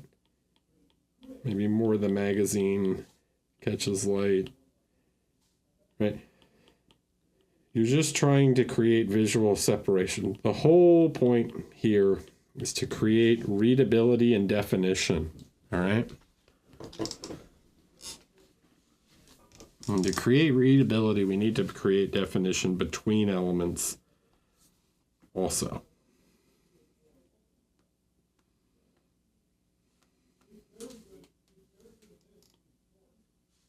Like this edge, this is making this thing look too shiny. Does it need, it doesn't need, like I can still define the edge with a gray there. And it still reads, but it doesn't need to look like metallic. Because it's not, it's just a black shroud that goes around, right?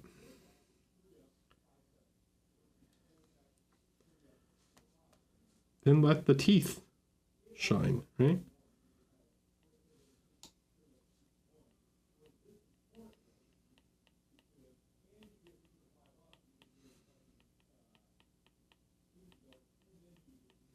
Okay. I hope that makes sense to everyone, right? Does it make sense to everyone?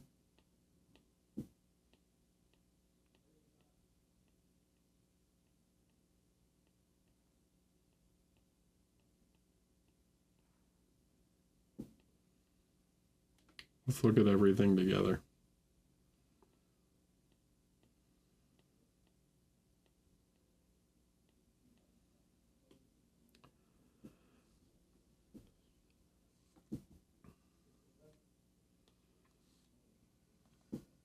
All right. Moving on. J squared. Hi, Eric. I'd love to get your feedback on this display piece I've been working on. I feel like perhaps the model needs more to make it feel like it's in the environment of the base. But I would love your feedback on that or anything else that needs improvement. Thanks for looking at it in your time. Ooh, doggy. Okay.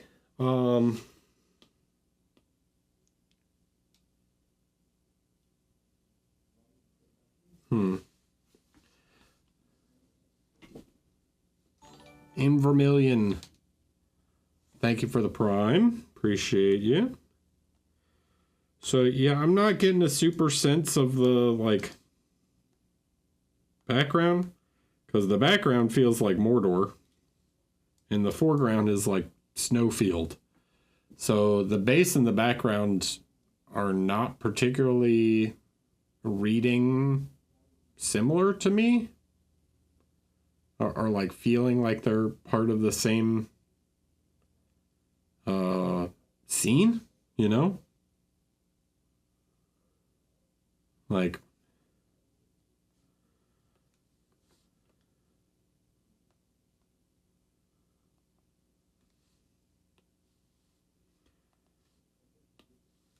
but there's some larger compositional issues going on here than just that. The big one being this. Okay? Let's look at him. What shape does he have? If you guys were to like give him a shape, right? Like let's look at just his silhouette. What shape does his silhouette have?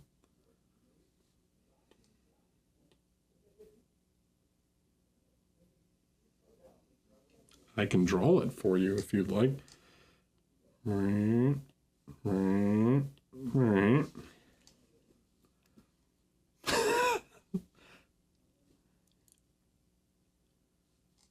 Okay, cool. It's a triangle, right? It's a big triangle. What shape does the background have?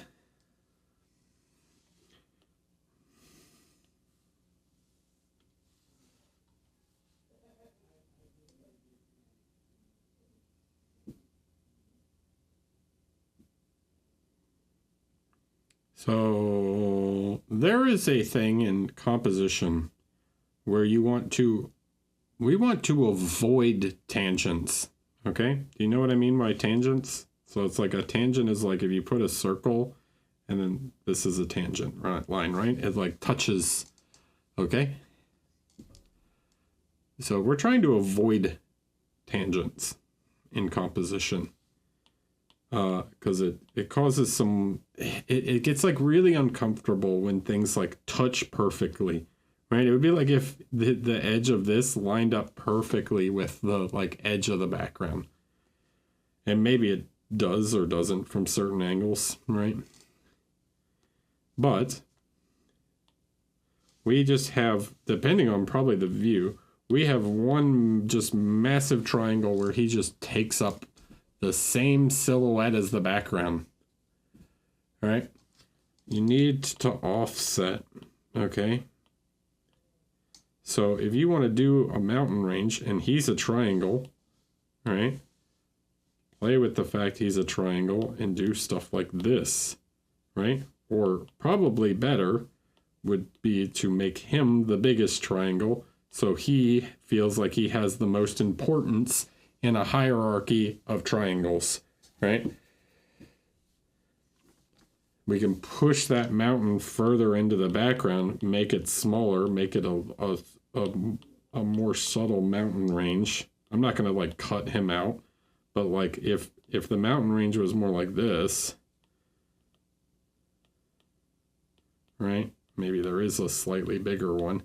He now becomes the biggest triangle in this series of triangles, and not him and the big mountain are the exact same triangle where they're becoming a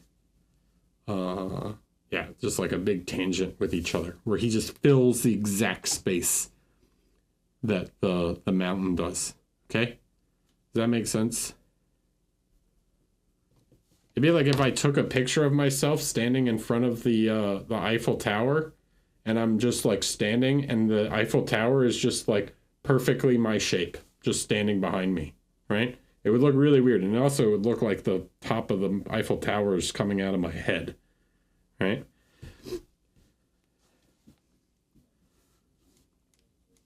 So to give him that visual weight that we want and to give him the presence in the scene, we need to make him bigger, right? So I'm not going to sit here and like cut him out and paint him over the background, but yeah, you need to make it so that he's the like strongest element. Or if you don't want to do that, you need to like offset it so that he's not, so that it's like the big mountains over here, and then maybe there's like a series of smaller mountains that go down, and it kind of like offsets that triangle so that he feels like he's like part of, you know,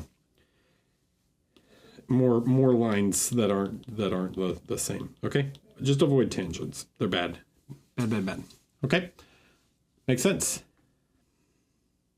Now, in terms of making him, because the painting on the model is quite nice, all right, making him feel like part of this scene, I don't think that the background and the foreground work together.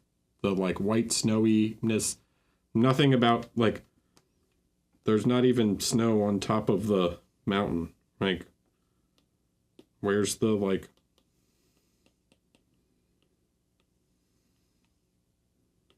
if this was a big mountain, it's been snowing in the foreground. Like, where's the Where's the white caps on top of the mountains, right? Like this mountain should have snow all over it.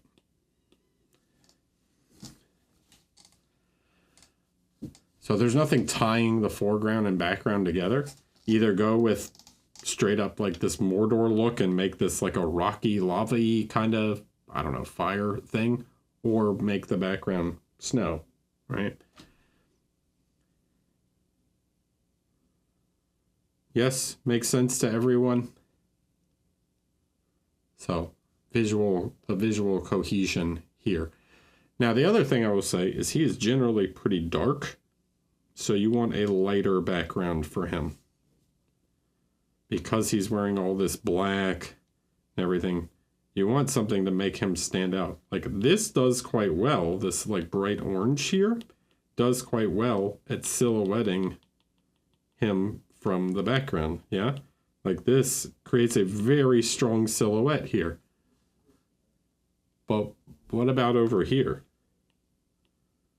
What's happening to the silhouette of the red part of the cloak?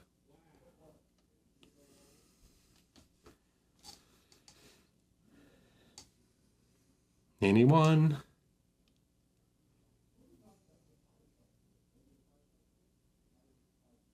Yeah, the silhouette gets lost because the red just starts to like blend into the orange of the background, you know?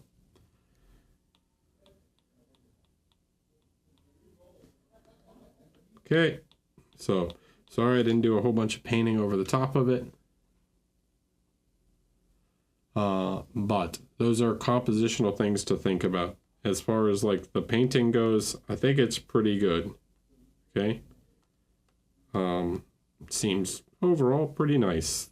There's probably some parts where it could be sharper, like what happened to the edge highlights on some of these parts, right? Like where's the edge highlights here to show these like grills.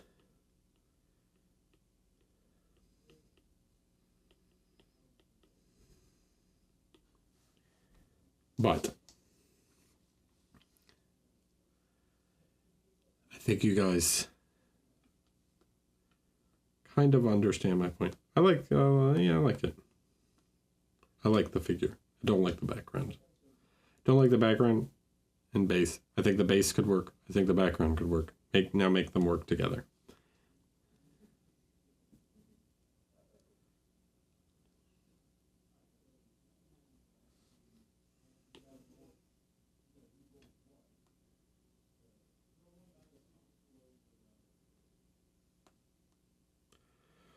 Double knife.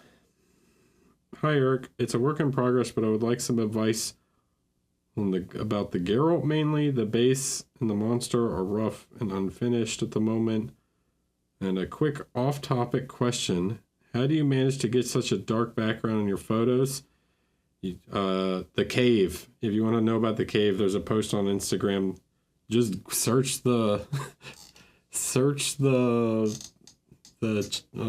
channel up in like the actual search bar for the cave, and you'll find some discussion on how I get black backgrounds.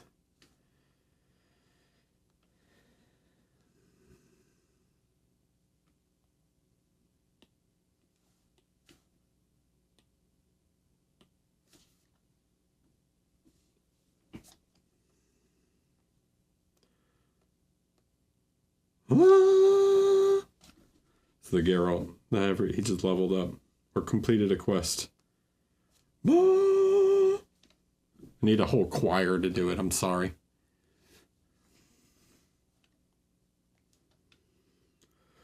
Okay.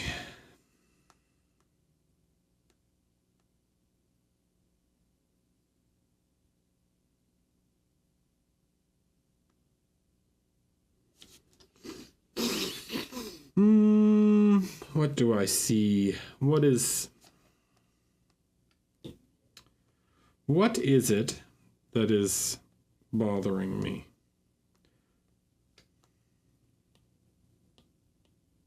It's the first time tonight, guys.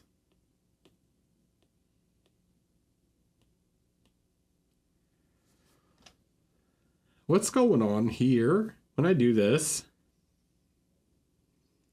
what happens?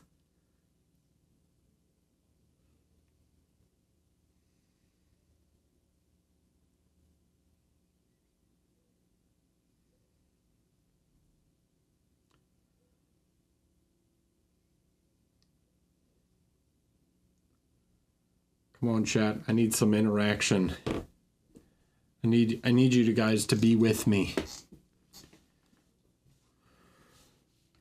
What's happening? I think a lot gets lost, right?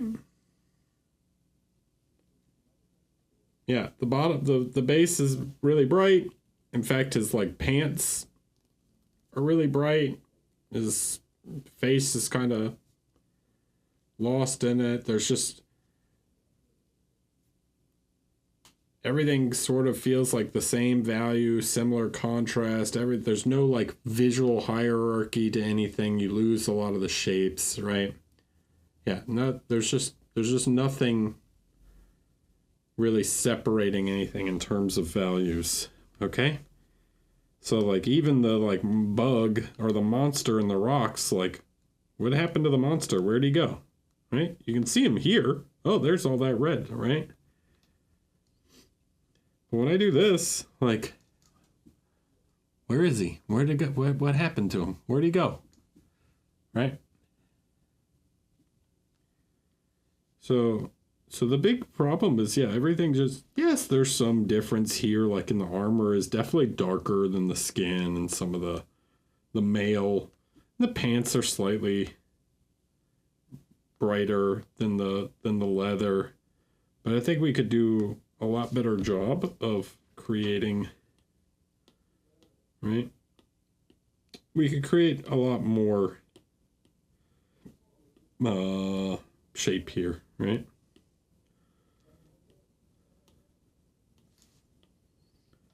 So if we wanted to maybe darken some areas, right? Like let's bring this down, you know?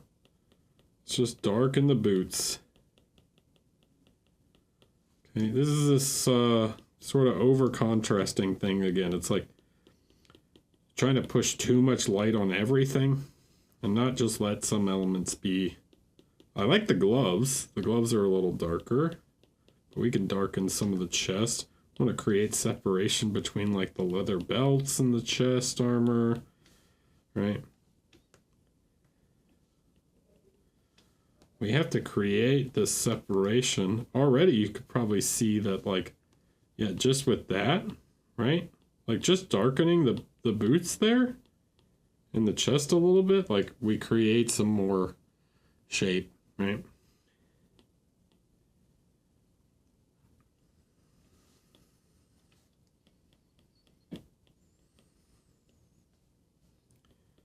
If you make everything the same, you lose the readability, right? You lose the visual cues, the visual separation. I like actually kind of the rocks here are just like generally sort of darker, right? It's pretty nice.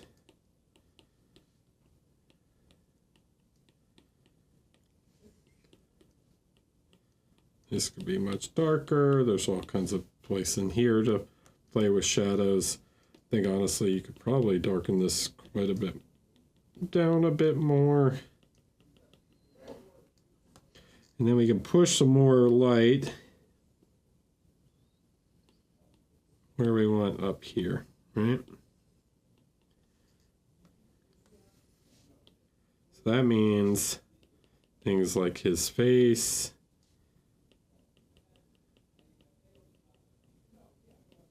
His hair is like, it should be like almost silvery white.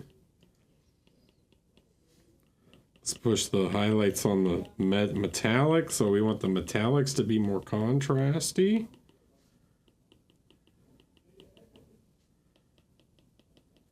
You know, his little Witcher medallion should probably grab more attention. What else is important? There's another thing on here that's pretty important.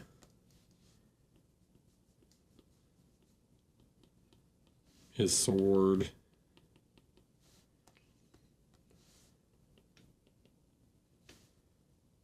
Okay.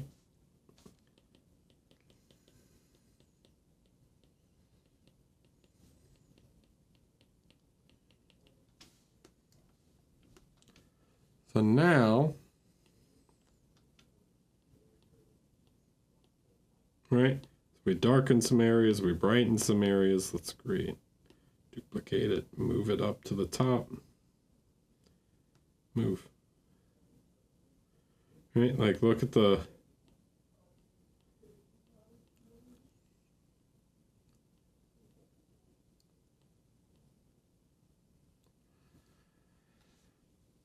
so we have to create this, like, yeah, we have to create separation here in order to show these areas of importance, you know? So after, before, where everything feels very similar, after.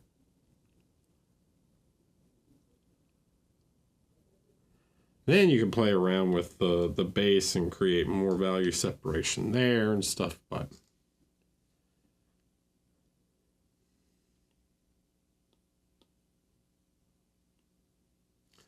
the visual hierarchy.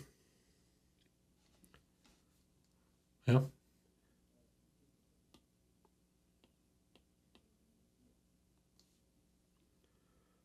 I can't stress it enough.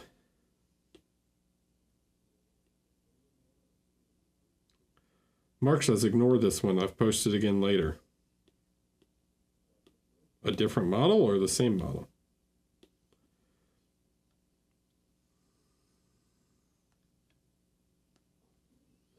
He struggles with the shadow side of the model. I think it's fine on this one. I think it works. I don't see the problem on the shadow side on this guy. This is definition, readability, like looks all right.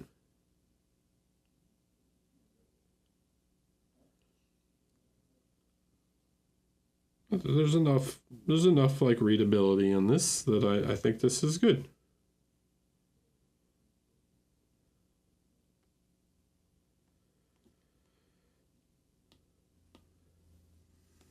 This is a nice painting.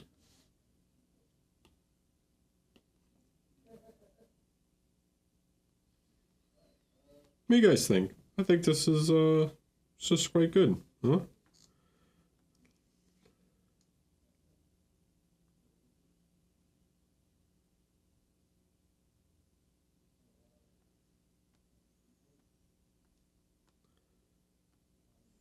I feel like your photo's a little underexposed based on what I imagine would be like whites.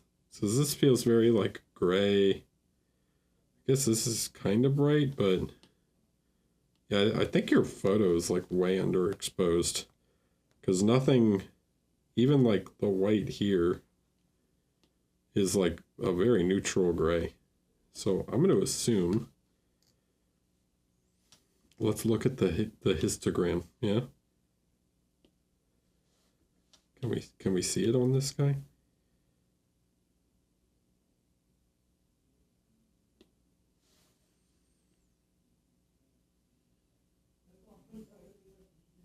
No. I don't ever do this in Procreate. I normally would mess with this stuff in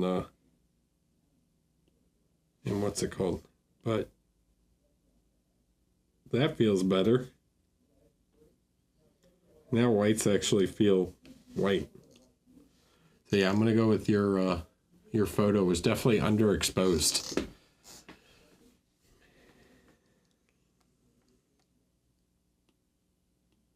You guys see that? Like, look at the difference.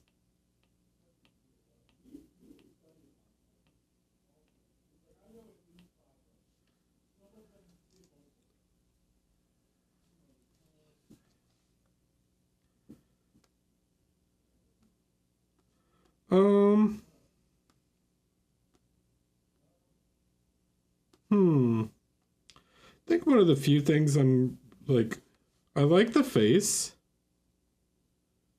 I think maybe some of the the smaller details here could have been like a little softer.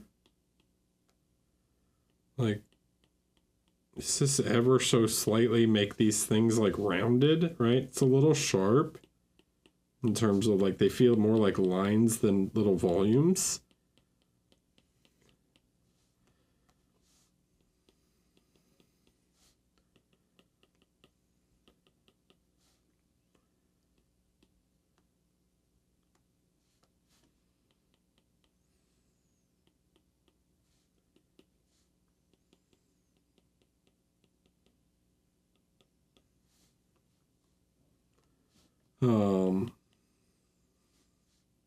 That's okay.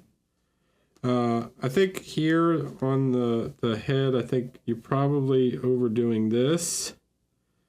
You can also, I've talked about this model a bit because I painted this model, or at least sort of painted it. I didn't quite finish it.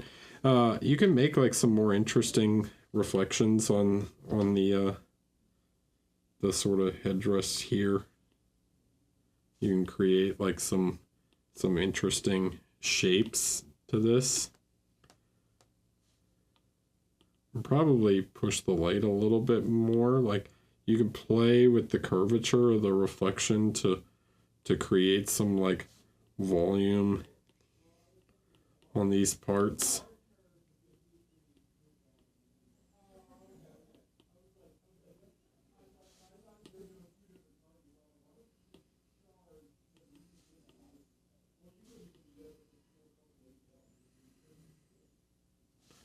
And I would generally create like a little more light on one side just to show like that there's this light and shadow side.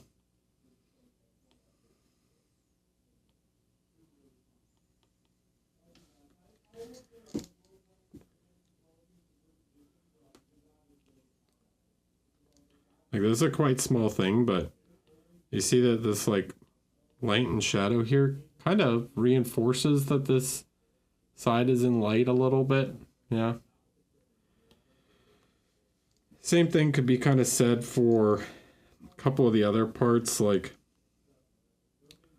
letting a few of these highlights like be just a little stronger. Like I would push, because this is like a black metallic, like pick a spot and let the shine like show through just a little bit more. It can create some interest, like little points of interest and focus. Like he did it a bit on the dragon, but I think you could allow it just a little bit further.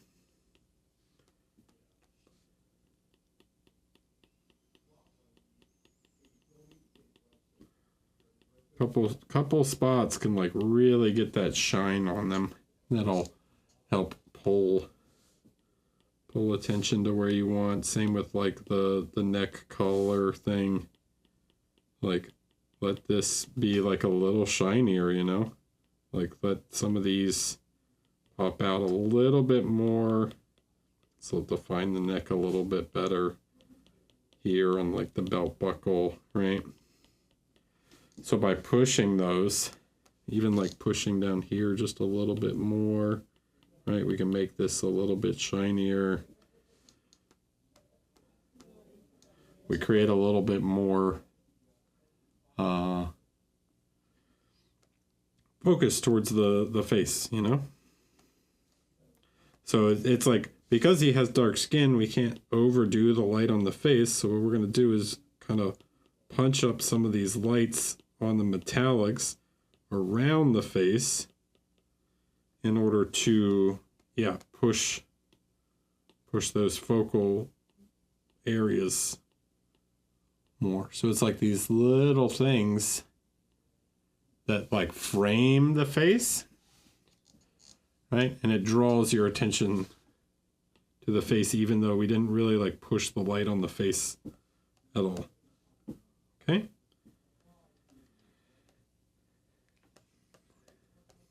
And you could probably, I don't know if you used pure white here, but you could probably take and put a little bit of pure white in his hair.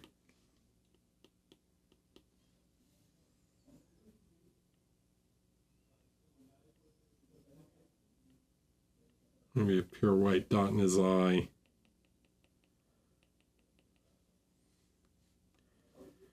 Just to push that a little bit more.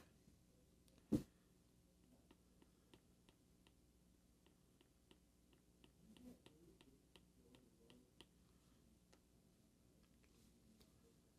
that make sense to you guys? Like why I'm doing this? It's like by just increasing that light a little bit more in a few areas near the focal spots, we create this effect that wants to draw you in.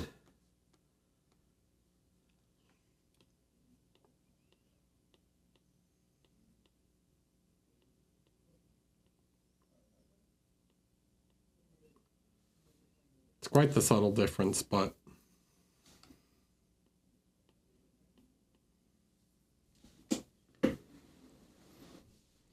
yes, no, makes sense, yeah.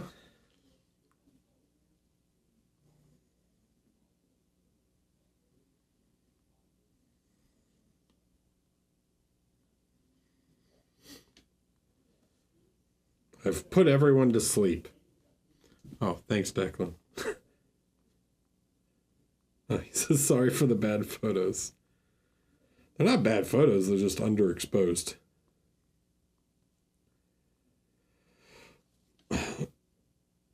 Loic? Is it? There's 2 dots over that eye, right? I don't know how to pronounce that.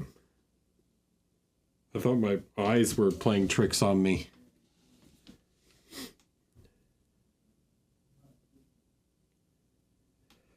Hi Eric, I'm relatively new to painting this kind of scale and painted along with your online workshop last weekend. I would love to hear your feedback on him. Thanks in advance. Hopefully you're not tired of seeing this guy. I am tired of seeing this guy, but I love that you're following along.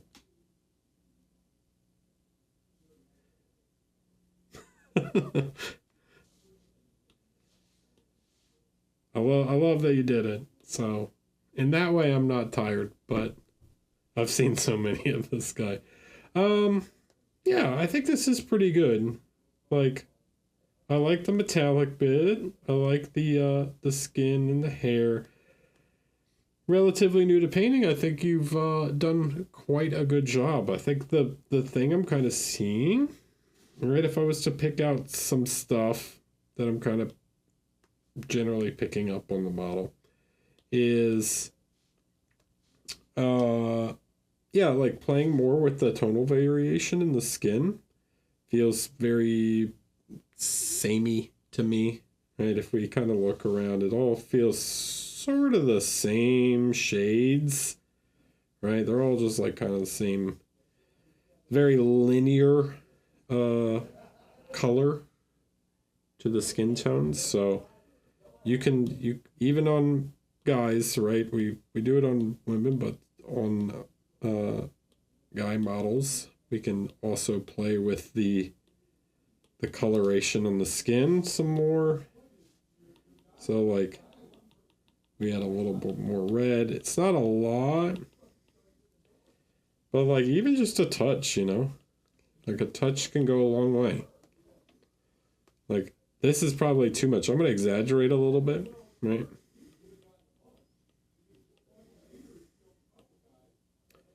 Give him some nice rosy cheeks.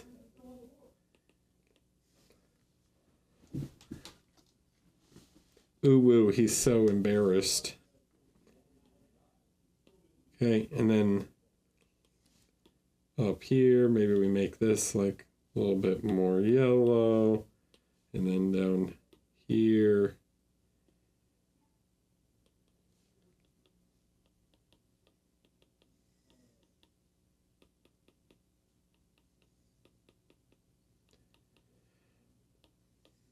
Right? So this is a total exaggeration. All right, I want you to realize that this is like me super exaggerating. Okay? But what if we now take this and we pull it back to like 40%, right? Now look, before and after. Right? It's not too much, you know? It's just enough we'll put it at 50. It's just enough to create some variation.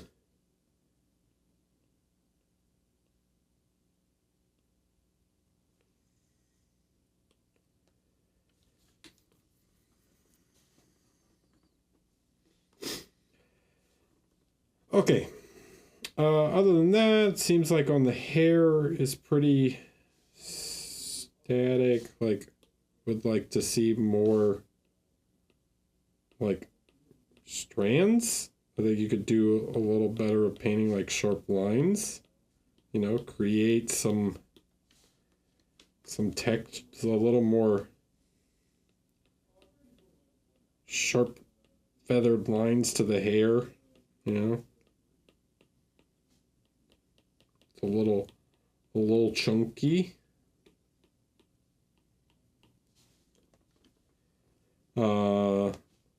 Like here I can see you're kind of doing it, but there, I think it looks like your paint's a little too dry. If I had to guess, like while you were painting this, it's a little dry, so you're not painting like these super thin, sharp lines. It's a little chalky feeling, which probably means that your paint is a little too dry. I feel like you did a better job on the fur. And then, yeah, I think you just need some more light on the green part. But yeah, generally I'd say the face looks pretty good. Could maybe push some shadows a little bit here and there. And change his expression a little bit by having like a little stronger shadow in a couple spots.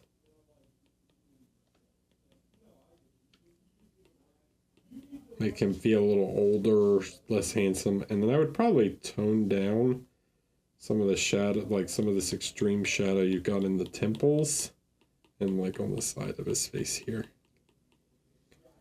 Maybe a little too much. Okay, makes sense.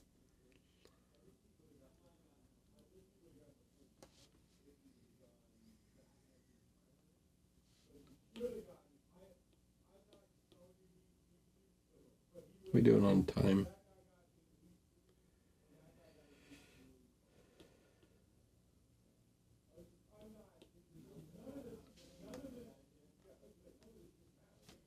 Pretty good.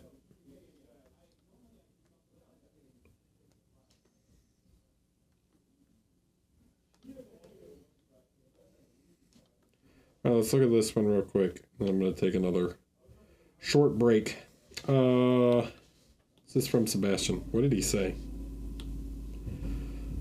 All finished on Scotty. Would love to hear your thoughts and feedback on what I keep working on improve. I tried hard to keep the paint job more cohesive. Yeah, I find the color scheme much more natural on this one. I think it's quite good. I like all the earth tones and stuff. Really like the kind of the grain work on the handle. The face is pretty nice. I think you've overdone some spots. So since like this metal is quite good, everything looks pretty sharp. So let's talk about just the face, because I think there's just a couple spots in the face that I think if we fix those, smooth some things out, we're gonna do this real fast just because this is a very subtle thing. Your eyes are slightly different size too, but so if we look here, right, this bounce light's probably a little too strong.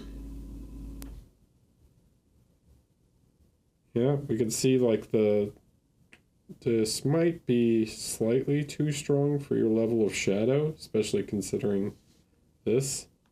And then this is probably too dark, right? If we put it in the shadow area. Well, let me do it on a different layer.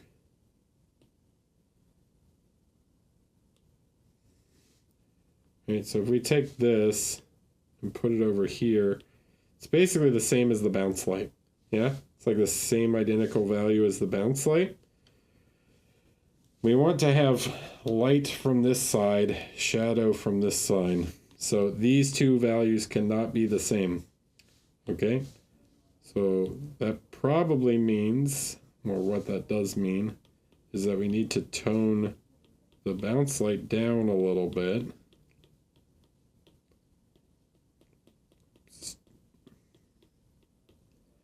And then pull this light up a little bit.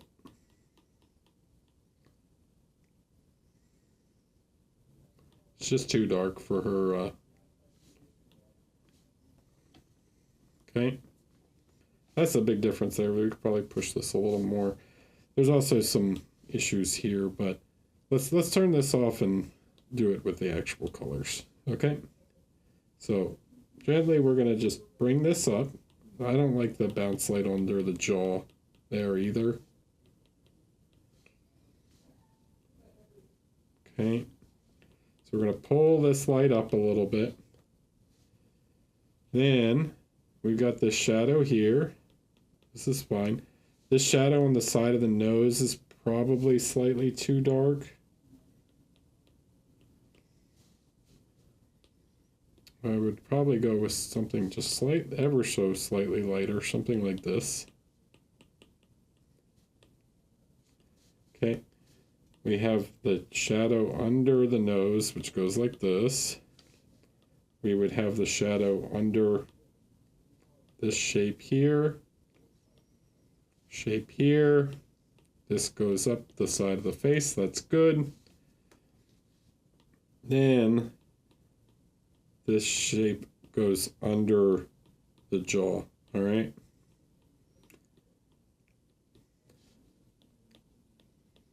And then, yeah, that's too much. Need this to be a little more subtle. Now, if you got shadow there, where else does that mean there's going to be shadow? Well, there's shadow going to be here, right? This is a volume, okay? There's a volume in the shape of the eyelid, right?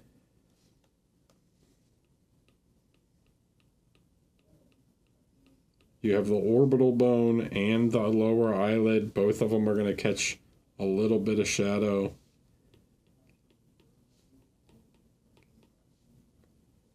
Then you can darken the occlusion around the nose to define that.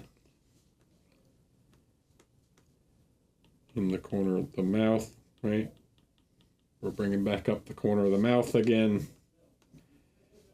Okay. And then, spaghettios. It's a triangle. Okay, so it's a triangle like this. And it doesn't have to be that dark. Okay, we can use something like even this sort of tone. Okay, so it's a triangle that starts on the side and goes like down like this, and again it goes around the mouth, right? So it goes around like that. So we create that little triangle there, and then we blend the top of the triangle. Okay, it's more like a shark fin almost.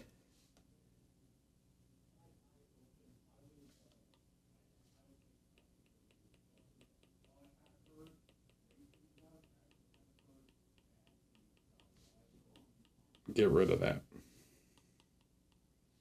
This line is weird.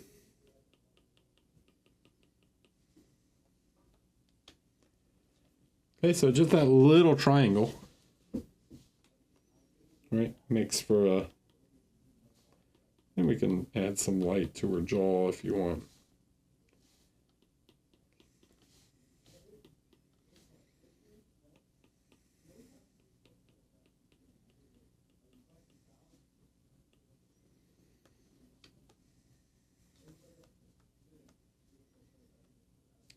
See, and the bounce light still works even though we've darkened it. Like now the one on her ear looks way too bright, right?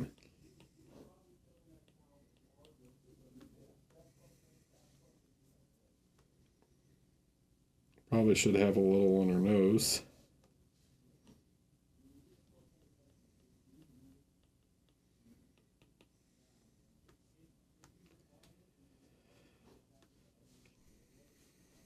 Okay, now let's look at the difference.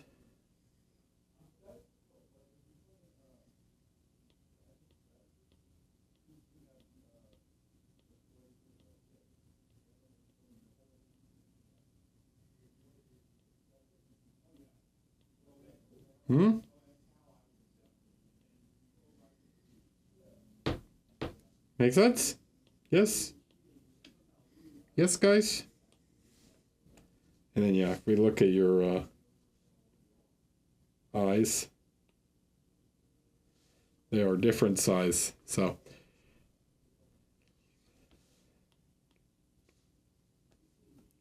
this one's bigger. Fix this one. This one looks good. This one's probably too big. The eye should take up about half of this width. Should be about 1/2 the width here, right? So this is like too big, okay?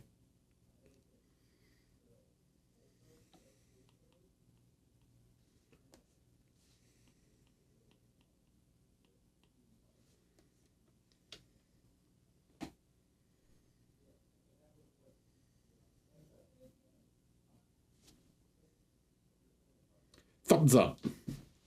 Nice job. It's I think probably your best piece. So, all right, I'm gonna take a quick break. I will be back, and then we will look at a few more. BRB. Hello, I'm back. Hi. All right, where are we at? In Hippie. Hi, Eric. This time a little more family-friendly model. Okay, thank you. Again, just asking for feedback and points to improve. Thanks a lot for your work. Video is a great resource. Thank you.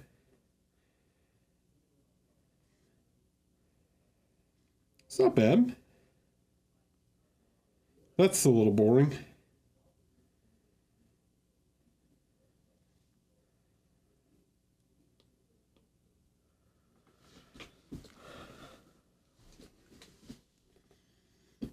All right, let's take a look.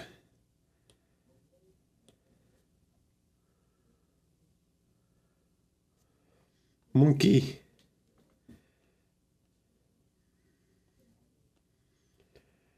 Okay, general kind of thoughts. I think it's not bad. I think there's some issues with some material definition here. So the two biggest ones I see is that the staff, let's go bigger. I like the darkness of the pants and stuff. The metal knee looks quite good. Some of the fur and stuff is pretty nice. But yeah, the big things I see is like the staff and the fur a little too similar. And then the non-metallic and the yellow robe are also very similar and could use some work. So for sure the metallic definitely needs a bit of love. So let's start with the metallics, right? So the metal needs some dark colors, okay? So let's make it multiply, and we'll take like a dark, like yellow ochre color, right? Something like this, okay? We need to create some definition here, all right? So like these parts need to be outlined, all right?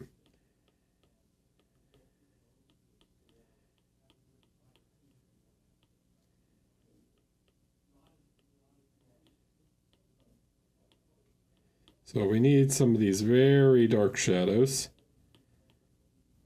in order to separate these parts. Like it just feels yellow, like it feels like yellow paint right now instead of like gold, okay?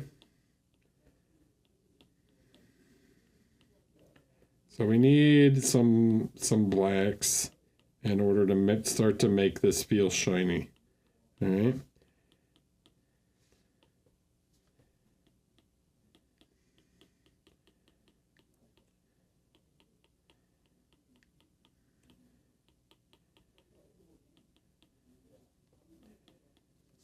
That includes like all this stuff, like really needs some like, I'm not going to do the whole thing, but you get kind of the idea with the dark parts around here.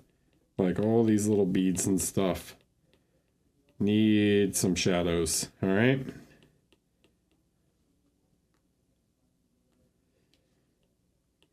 Then some middle shadow values, right?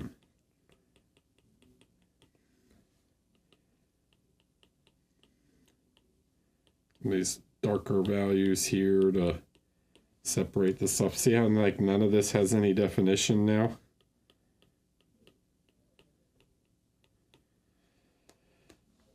So we'll create some definition like that. So that's just with the darks, right? Already getting some shape and definition in there. Then we're going to push the lights, all right? So using like a light yellow. Now we got to add some shines, some like real shiny spots, okay? So like we need a shine here. We need some shine.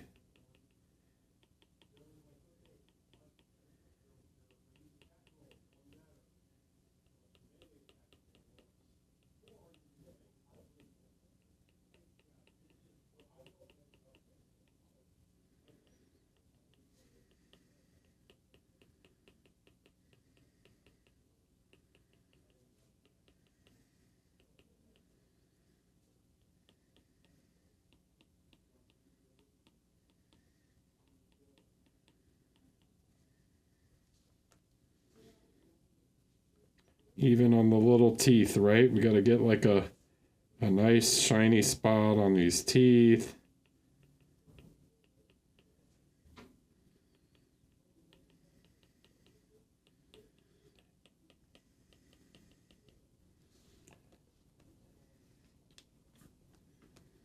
Okay, and that means like this is super fun, but you did it on the beads, right? So you can do it on the metals too, right? Like each one of these little guys needs a little shine on it, right? Not so much over here because this is in shadow, right? But just trying to really help define some of these shapes, right?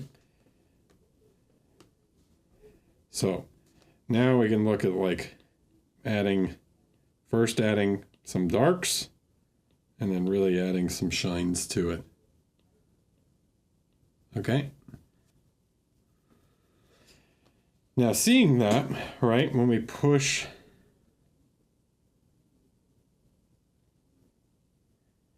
do I feel like it would benefit by changing the bead color and breaking it up? No, I like the gold beads going around the trim of the belt. It's cool. It's like all gold. Right, so by pushing that, we really like enhance the gold metallics. But now, this being as dark as it is, or as shiny as it is, you can see like some of these other parts are now really lacking some of that shine also, right? So now we have to start to push some of the light on his face. Let's maybe make it slightly more white and less yellow.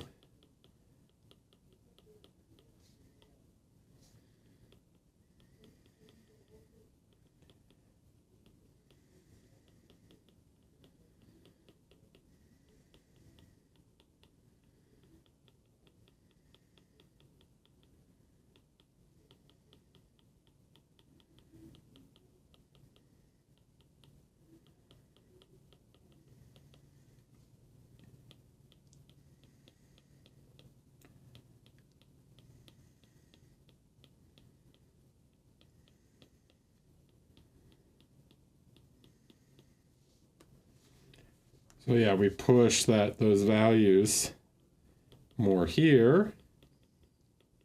Start to create a little more definition.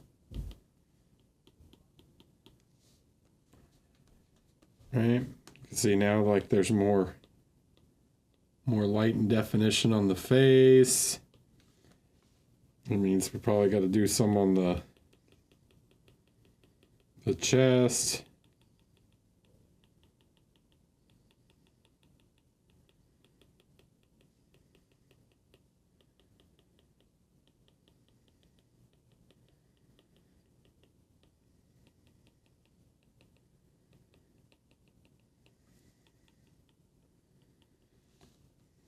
Yeah.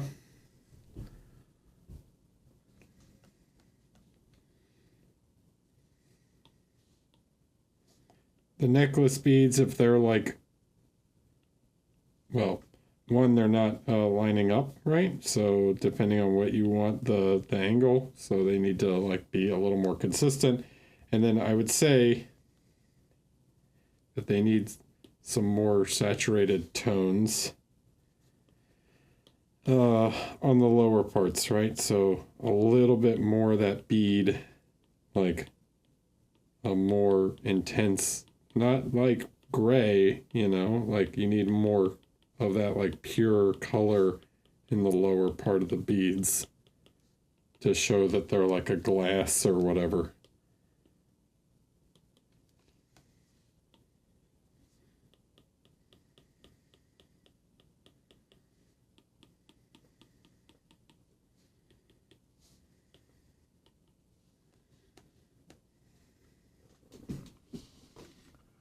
Yeah, I mean, I would do the same thing on the shoulder that I did here, but I'm not going to redraw the whole shoulder.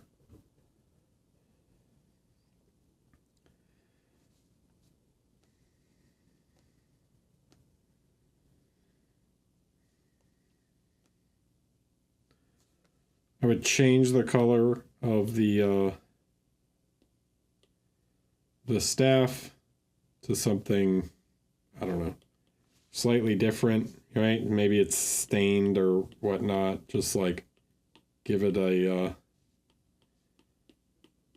more orangish or reddish color, just to distinguish it more from his skin color, right? Or his fur color in this case. And then when it comes to the cloth, I think this is okay, but you probably go slightly lighter here. Oops, wrong layer.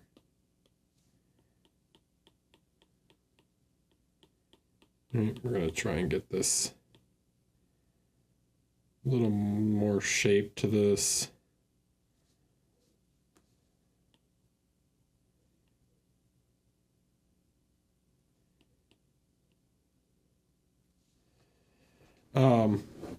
Yeah, the yellow part I think now is probably a good opportunity to like introduce some freehand or something. I would look at I don't know, the game, whatever.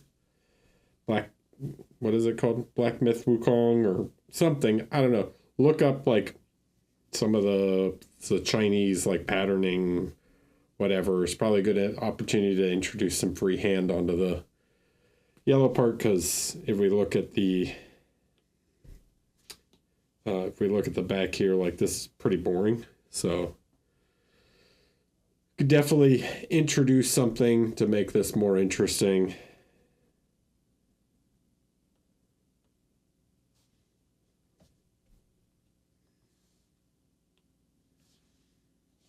Do something there, But yeah, all that to say, like, hopefully this makes sense of like, right?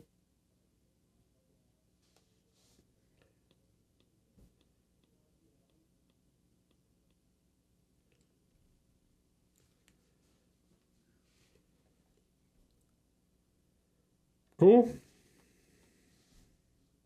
Hope that helps.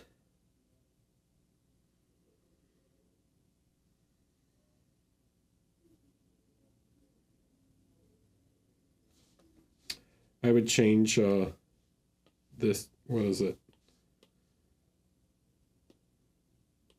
This fur, I would change it to be like this fur. I would make these the same instead of like this weird purpley sort of gray fur. I would make it the same as this fur down here.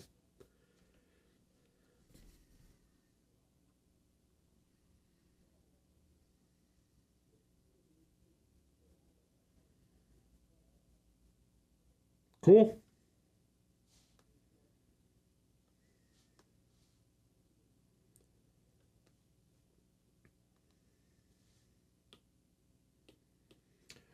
Richard P.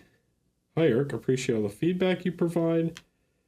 So thanks for that. I'm having trouble painting the fur in this work in progress. It looks scratchy to me. Could you give me some advice on this subject? It looks scratchy. Okay. So, yes, I can.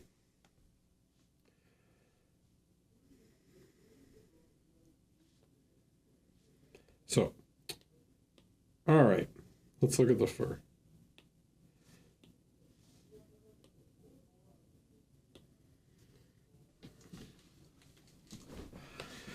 All right, so the issue that we're having here is the lines, right? What's the problem? The problem is the flow. Okay? Everything that you're painting, let's use a color that's very clear. Yeah? It's like this. Everything is like this. And it's like running in a loop, like in straight lines around the figure, and everything is like straight lines and right? It's like here I'm following. It's like a wood grain as opposed to a fur. So you're painting everything in like lines, right? And it's all just like in big radial circles, the like growth rings on a tree instead of the way fur grows. Okay? So when you're doing fur, you need to think about like the animal and think about how the fur grows on an animal. Like, does your hair on your head like grow in circles around your head, or does it grow out of your head, right? And then like flow in a direction. So when you think about a mouse, we'll draw all over top of this, like his fur is going to grow this direction, like going around his face and going back, right? It's going to be like flowing backwards down his back and everything. This is kind of correct. Like the little hairs on the mouth, they will sort of flow this direction, but also they start to like, depending on how they grow here. So the good thing to do is like look at reference of an animal, right? And see what direction the hairs grow. Like, is it going to grow like this? Like, if we were to paint this, like, would the hair continue out this way, right? Would the hair continue out this way?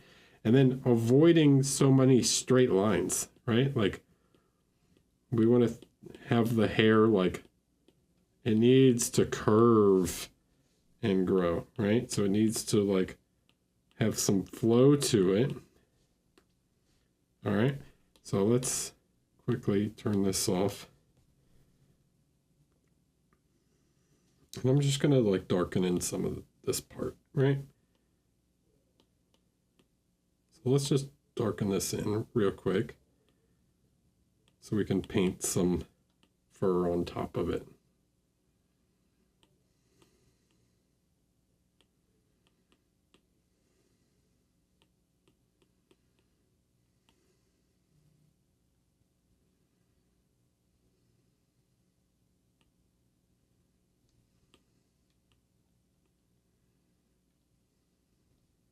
Whatever, good enough. All right. So if we think about the mouse here, we'll grab a lighter color like this, right? How does the fur grow out from his face here, right?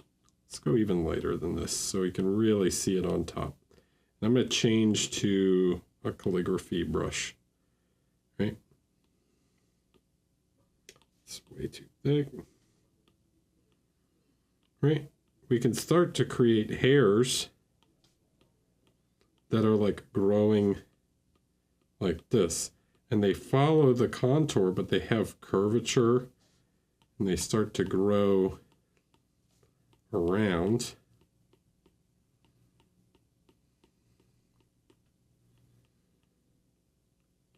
And then maybe a part here starts to like, it changes direction and starts growing down the face. And then typically around the mouth, like it starts to go away a little bit, but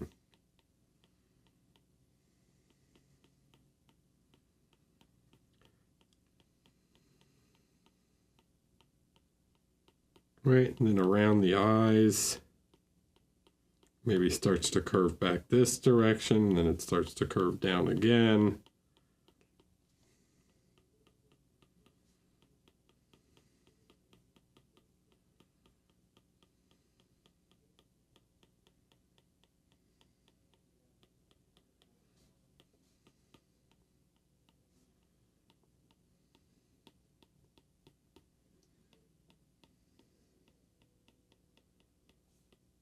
Okay.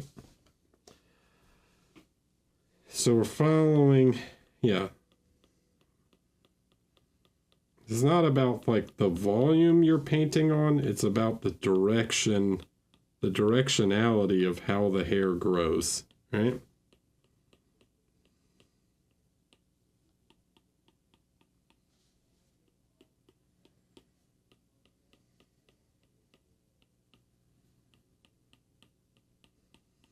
So maybe that's one layer, right? And then we do another layer on top and we push the light even more so it's even brighter, right? And we now start to introduce more hairs, but in a smaller region, right? So we begin to layer these hairs and we start to create volume. Instead of painting, instead of painting like volumetrically and trying to be smooth, we're using the texture, right, to create the volume. So like here, maybe to create the eyebrows, we create more lighter hairs. Not the eyebrows, but the brow itself. We create some more hairs here.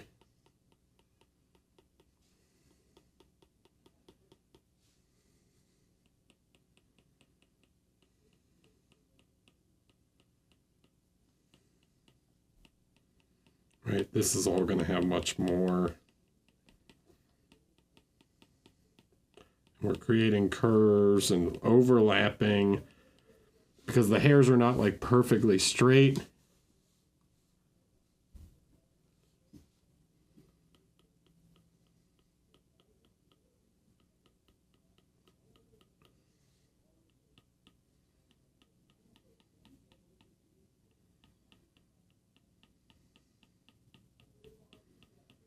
Right.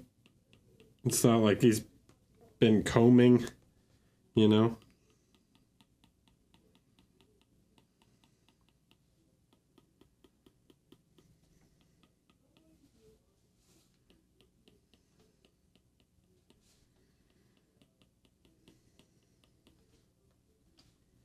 Something like that, right? And then you push even more. You do even lighter ones, right? So then you do another layer. You begin to create even more light. Now you're creating highlights in the hair, right? So these hairs that are really catching the light as you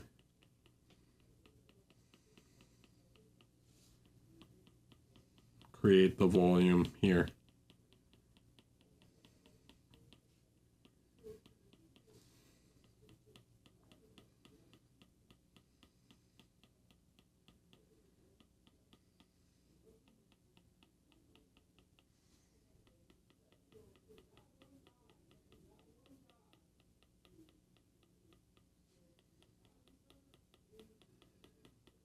Does it make sense, guys? How we're creating the volume and now the hair is like flowing with the shape. So you can see like the hairs you did all went this direction. Well, I'm doing like the complete opposite direction. I'm going like totally perpendicular to that. Okay. Makes sense. I hope so. And then I don't know why no one does this, but you guys should take like thin fishing line or whatever, and you should drill a couple holes, and you should stick some fishing line in his nose so he has some whiskers.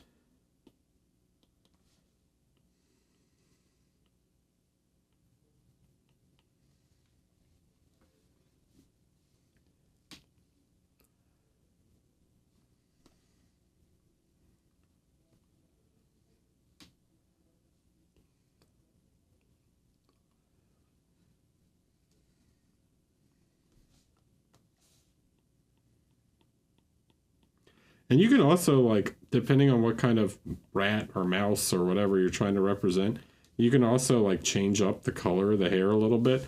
So, like, if I wanted, I could use, like, some more grayish hairs. And I could create, like, more randomness to the hair color if I wanted to, like, change up the feeling of the hair. So it's not just, like, all tans, right? Tans and browns, like, you can use like some more grayish hairs or something in order to create like some variation in the hair, the fur, whatever. Okay, something like that. So look up pictures, look at how the hair, like the direction that the hair grows on the face, right? And then paint it like that. It might be easier to look at a raccoon than a mouse to really see the like. I feel like a raccoon has a bit longer hair, so you can see the direction. But they're both rodents, right? So you can see the direction a bit better. Yeah, so many lines. Paint a shit ton of lines.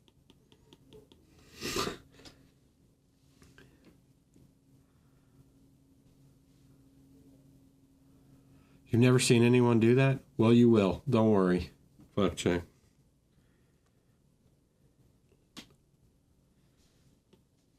Someone will.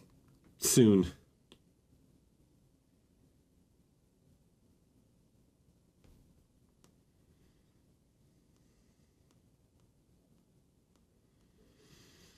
Belowski. Hey, I've been working on this lately to enter Squidmar Open. I think I could get some more smoothing in a few areas, but I worry, my main worry are the green areas, like the wooden crown and the chest plate.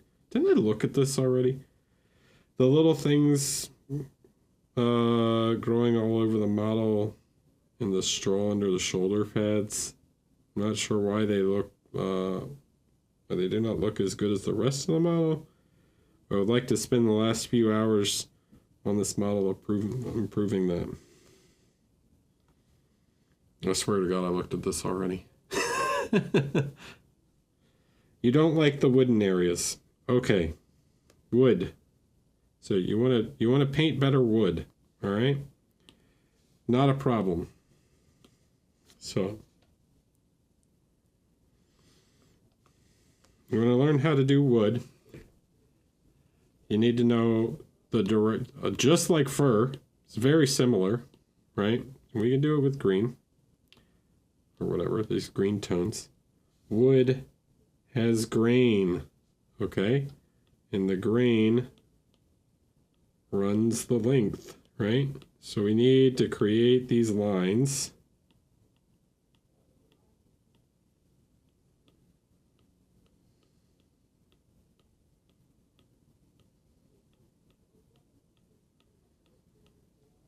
So you create the grain.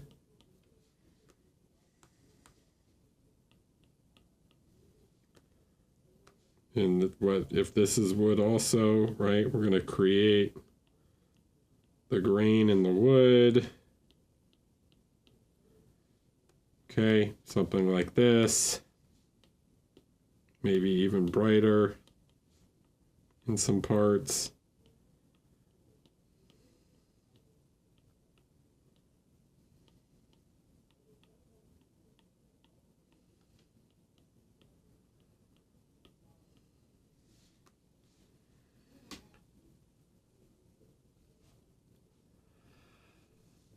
Okay, so we create the grain just like we would with fur, but it tends to run in more long, sort of slightly parallel lines, depending on the type of wood. But if it's growing this way, I assume the wood grain grows that direction, right? So you create the grain, then you use a semi-transparent color, like your green, right?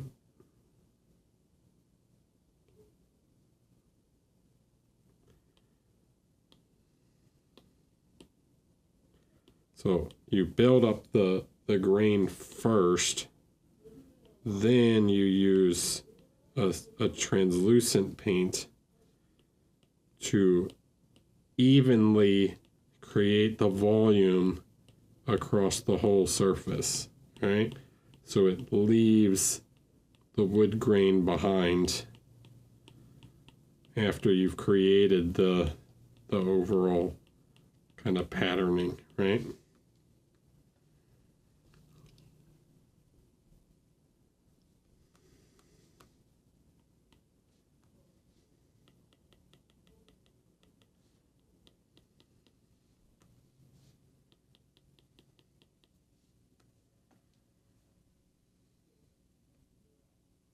I think it looks quite nice. Figure in general looks pretty good.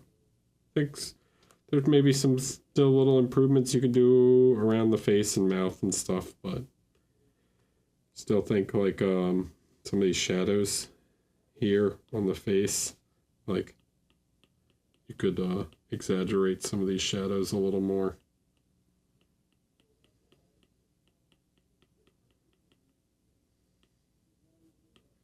Like this is supposed to be quite sunken in, you know?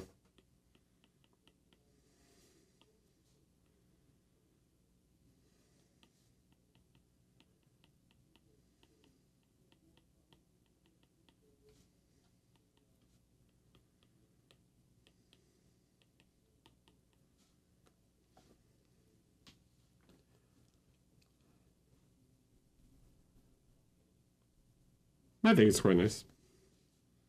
And then, yeah, then you can come back and dark line it where it's separated. And then if you need, you can come back and create, like, you know, the edge and stuff. Right? So it's like pick out some of the really bright edges where it's catching the light.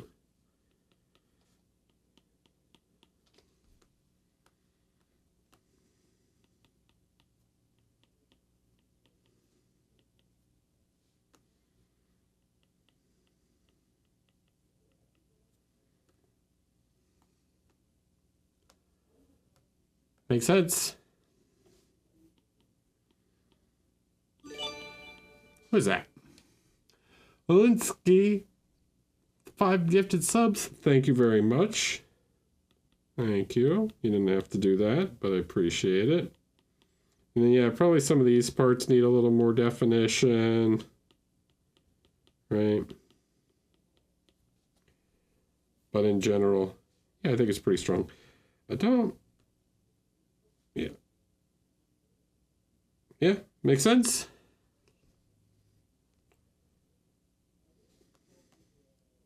Try and push a little more shadows into the face in a few places. I think it'll, like, yeah, you want, you know, I've been watching Fallout recently and looking at the ghoul, and I think, yeah, you can really make these, like, sunken eye sockets and stuff a little heavier.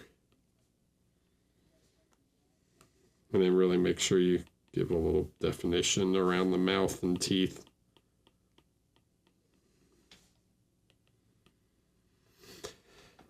The ghoul.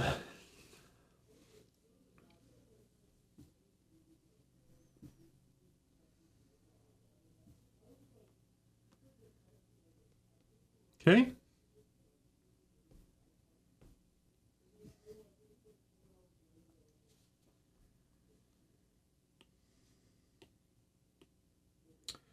Declan, updated photo below, he says.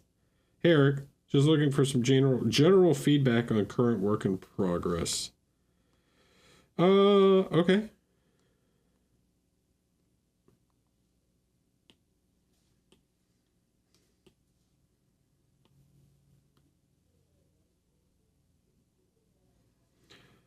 I would say overall, I think the lighting is pretty nice. I think the colors is quite good. Um,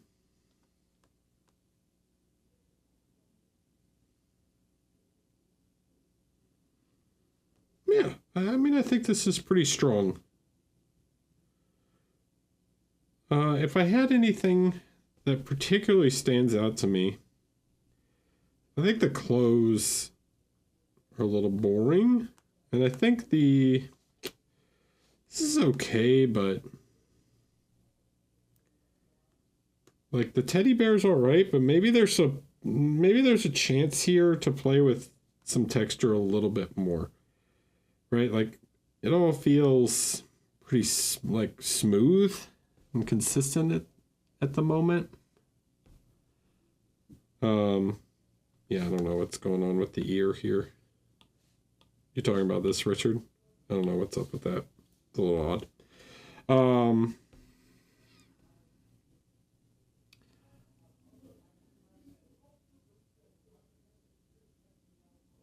So yeah, I think there's something we can do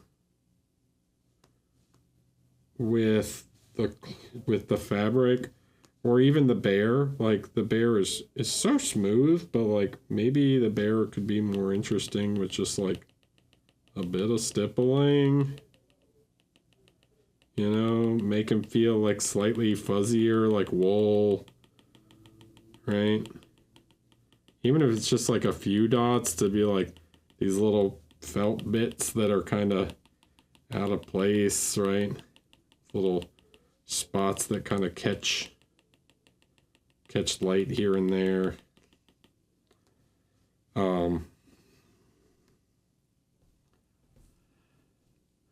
Because otherwise it starts to look very plasticky.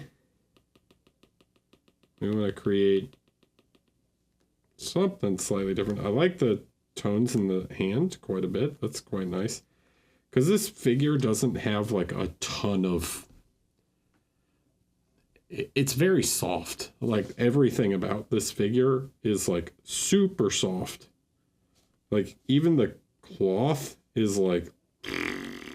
It feels a little like... Yeah, blobby, you know?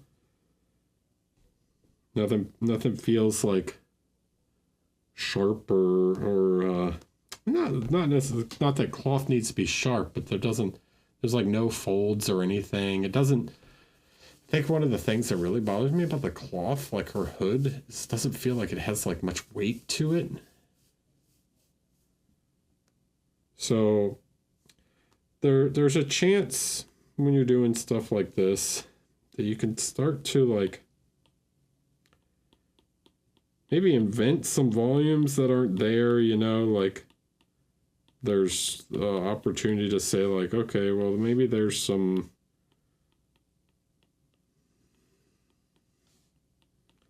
folds and stuff here that you don't necessarily see, right?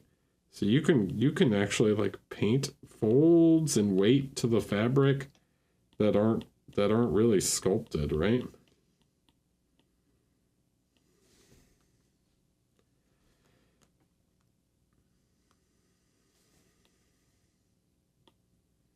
You kind of blend this together and whatever.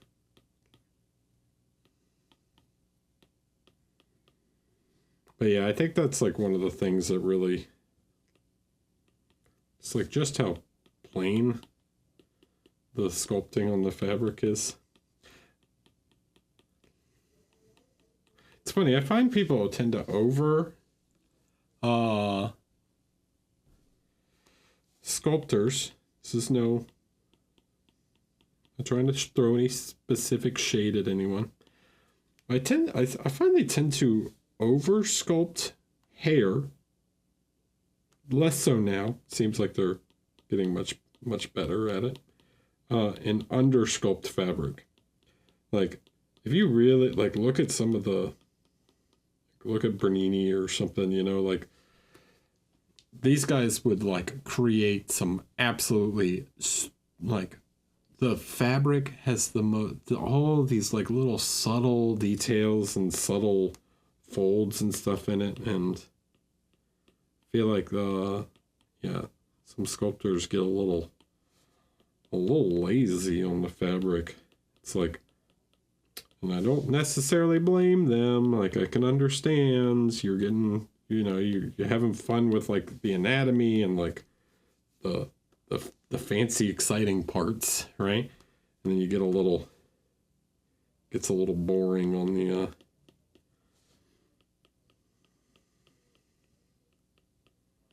the sculpted parts. So like, yeah, like around this belt, right? Like this satchel or whatever it is that's hanging over, like as she goes like this, right? She's like pushing, like squeezing this thing. Like, look at me when right? My shirt, right? Lays quite flat, right? But as I go like this, right? This fabric bunches together a little bit, right? And you start to get some of these folds as she crosses her arm, right? And you get these longer folds through here, and because the fabric compresses this way, right? It's not, I mean, fabric has some stretch to it, right? Fabric has stretch, but it like doesn't compress, right? So as the fabric compresses in a direction, it has nowhere to, like, it can't go anywhere. It can't shrink, right? So it has to fold in on itself. So as she crosses her arm, that fabric needs to compress somehow. And through that, we can create some volume that's, yeah, not sculpted, where it's being pushed together, right?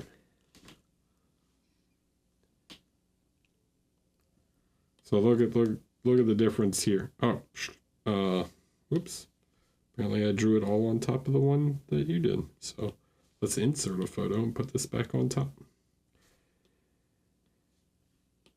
Right, so if we look at this, we can see that, like, look how much this does to like add some weight and shape to the fabric. You know, it's like flow, and we're creating this different sort of form here. Yeah. Sculpting with paint. Okay. It's a thing. It's a thing you can do.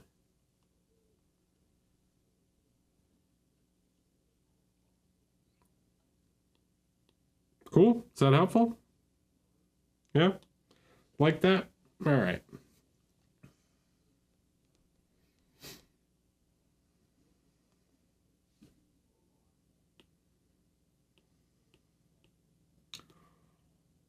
Well, we're getting... Oh, shit. I thought we were close. Okay. A little further away than I thought. What time? How long have we gone? 3.5 hours? Could you actually sculpt with paint? I mean, you could, but I wouldn't. There's a term for sculpting with heavy body. It's called impasto. Impasto.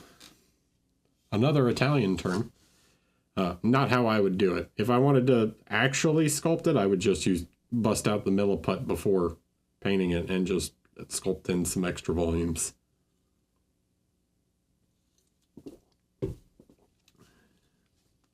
But yes, impasto is a technique in canvas painting. Hey Eric, been getting out of the painting funk for the last few months. Trying to push myself, so any feedback's welcome. The raccoon head and feathers on the... Wait. The raccoon and feathers on the head are just blocked in, but everything else is fairly far along. Richard, the first thing I see, the hair, like, give it some environment, right? It needs some color, you know? Black is not just black, okay? Tends to have some color. What, Murph? What? Did I miss you? Oh, probably. Because I jumped forward one. Sorry. I tend to do that when people... Thanks for reminding me.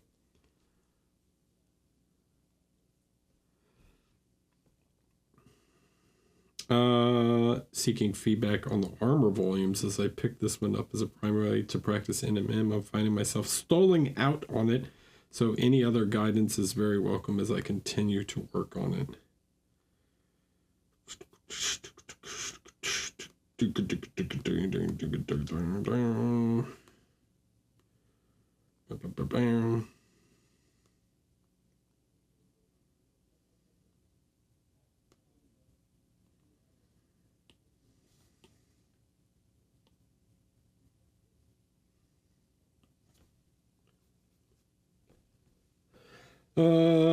Okay.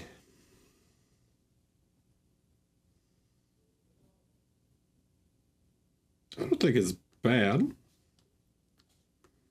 Yeah, it's a little roughed in right now, but I think you got generally the right idea going on.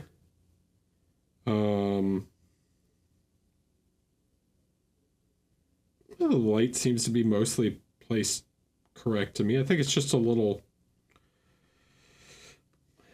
boring in terms of color. But beyond that, let's talk about specifically just the volumes. Okay, so don't go too bright too early. Let's you know what? Let's do this. Okay. So I'm gonna just reduce it a bit. Let's darken everything down just a touch, you know? Just a bit. We're going to lower the midtones. All right. So, yeah, I can see you want to keep the shapes in mind, right? So first thing I'll ask is, like, what's the direction of the light? Is it just, like, directly in front of her, right? Is it slightly off to one side? These little things, they kind of matter. It seems like it's sort of just, like, directly in front from mostly above, you know? So that means that the planes facing toward us are going to be the lightest, right? And you also have to consider...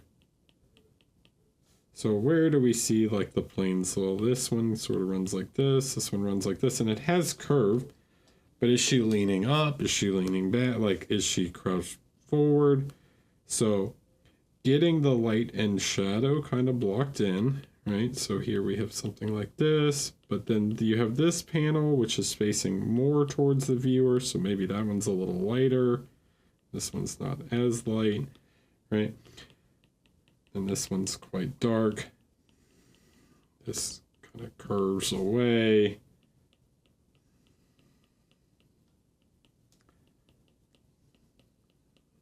fact, this neck one, right?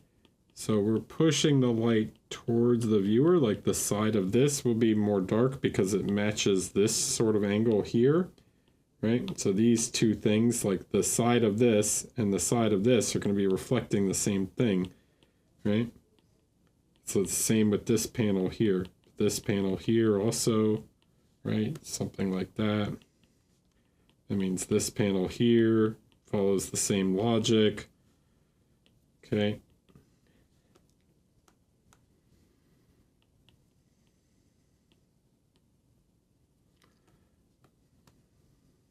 So we're creating a sense of coherency between the reflections, right? We're establishing where the reflections are going to go. and where they're going to be the brightest, right? So if they're really bright down here, I don't know quite what's happening with this thing, but you probably want an even thinner, darker line through here.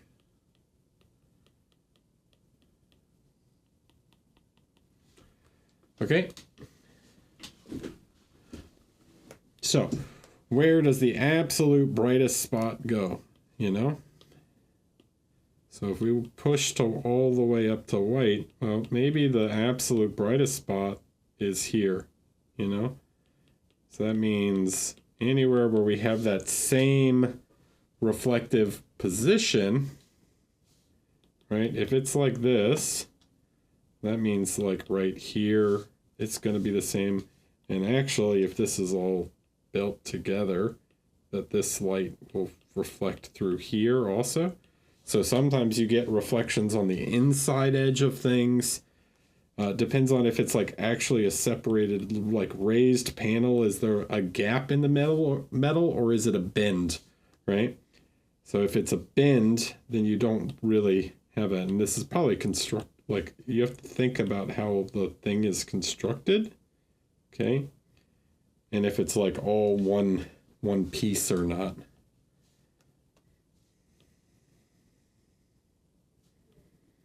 Then you can start to create some more variation and play with the shapes, right? But pushing that light and being really consistent with where that light goes is going to go a long way to creating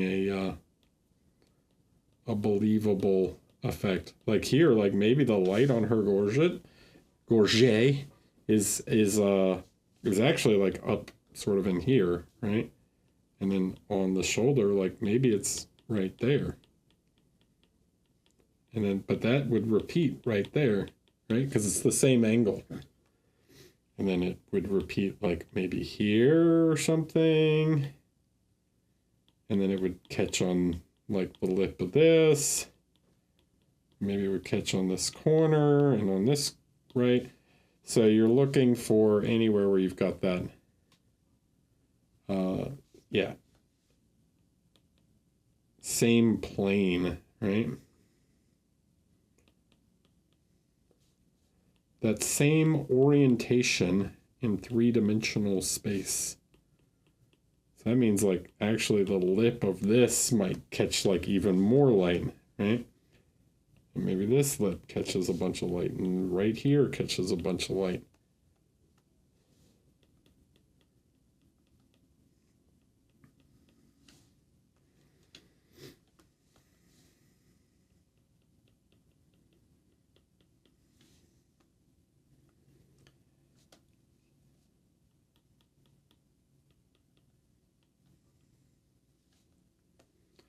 So, right, so the goal is, yeah, just to be really consistent with the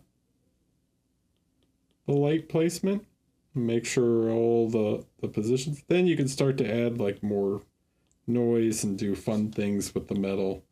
Create these like secondary reflections and stuff as like the metal has curvature and you can play around with the shape that the reflection makes, right? It's not always going to be, you can get these like really crazy reflections sometimes in metal.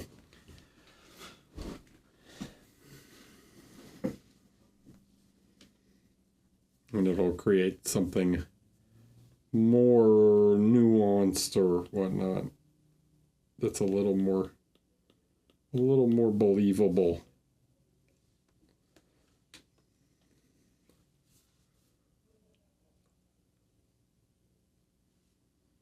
But blocking in the light first is what's really gonna just like getting the light in correct. Like even here, like none of this like would even really do a whole lot unless there's something else that's creating like another reflection, you know? Like most of this would probably be pretty boring, but depending on what kind of base she's gonna have, right? What if she's standing in a grass field, you know? Like she might have some reflections like in the lower part of her armor like this, right?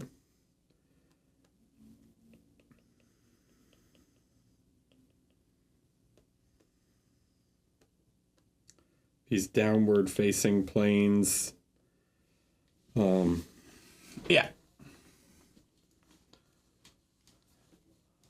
So you should be thinking about what kind of base you guys should be thinking about what kind of base your figure is going to go on before you even start painting it.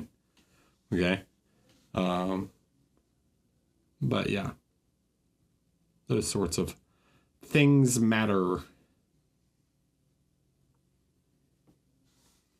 Cool.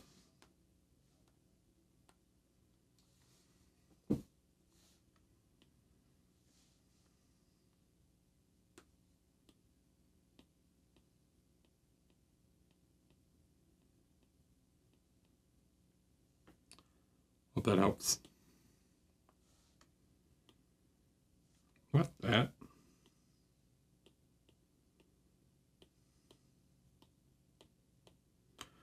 Guys, I don't think I'm getting to all of them tonight. Richard.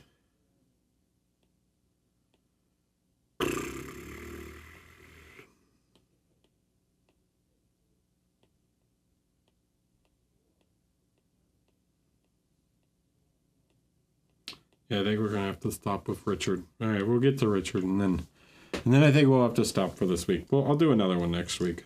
I'll do 2 weeks in a row. Okay. Because we're coming up on 4 hours of feedback. Okay.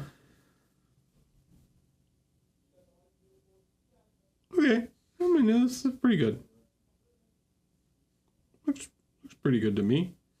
Don't know why the raccoon looks like it's painted in black and white. See, this is the problem. All right, this is kind of what I was getting at. Like with the hair, right? If you don't add some color to the hair, like I realize the raccoon has black and gray fur, but if I went like this, you'd assume that this raccoon is black and white. I know it's just a sketch, but the same applies to the hair, right? Like it just doesn't have the it just doesn't have like any sense of like color to it. So look, we can play with glazes and stuff if we want to give some sort of sense of ambience, right? Let's make a duplicate. It doesn't matter. That's the fun thing about black. It doesn't even matter what color you use. You can use any color you want, because black, right, is a neutral color, so it's gonna pick up anything. So let's play around with it, right? Let's just do a color balance, right? Okay. What kind of shadows do we want? Cool, warm. What's the environment? What is she doing? She in a grass field? She's in the woods, right? What do you think? She's in the woods. All right, we shift everything slightly green, right? Everything's gonna shift just ever so slightly greenish blue or whatever. Okay, she's in a field, right? Or maybe slightly yellow green, right? Not too much. Okay, and then she's in the sun. All right, so the highlights, what are we going to do the highlights? We're going to shift them slightly more orangish. Okay.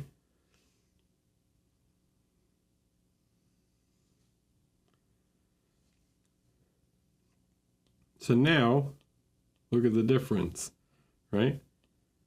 Everything's got just this like subtle tint to it, right? It's like, this is this dark green, right? And I could tone this down if I wanted, something in between.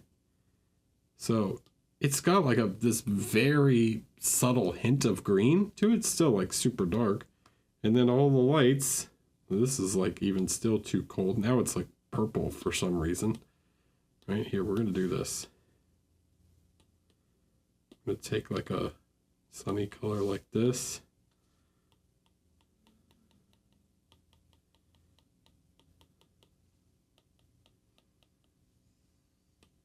color dodge or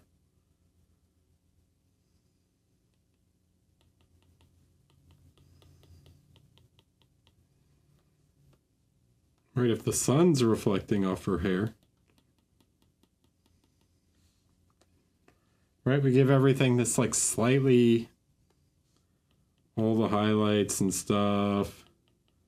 Get this subtle yellowish tone to it, you know?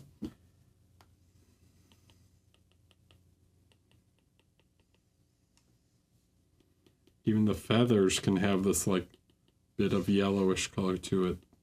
The raccoon can have this slightly yellowish tone to the highlights, you know?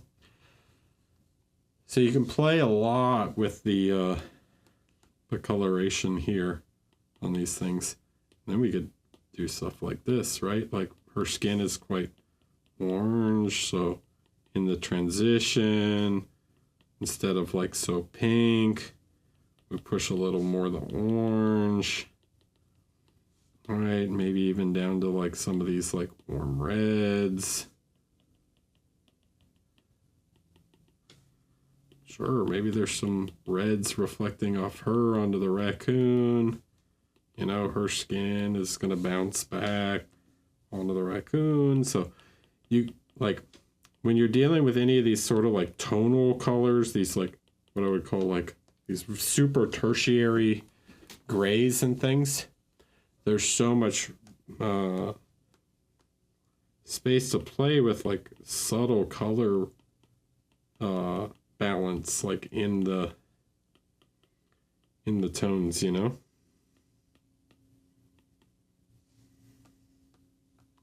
And create something much more interesting than just like, let's join these two together.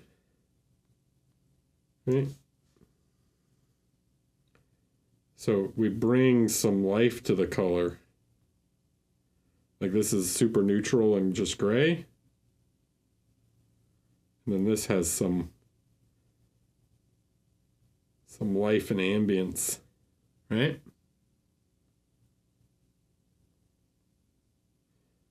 In terms of like the values and sort of the the volumes and stuff, I think they're pretty well rendered.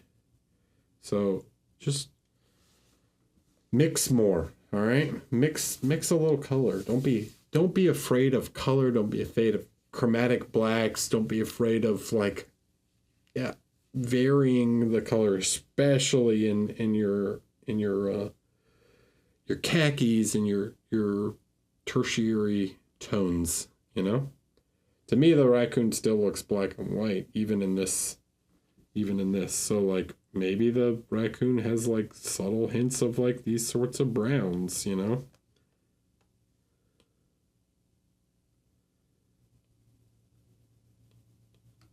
Why it does that? It's weird. Right? So like you can play around with these more brownish tones like in the raccoon's fur. Instead of just using like black and white, you get a much more nuanced color, right? Instead of white, right, we play with these like ivory sort of tones that have like a bit of yellow in them or whatever.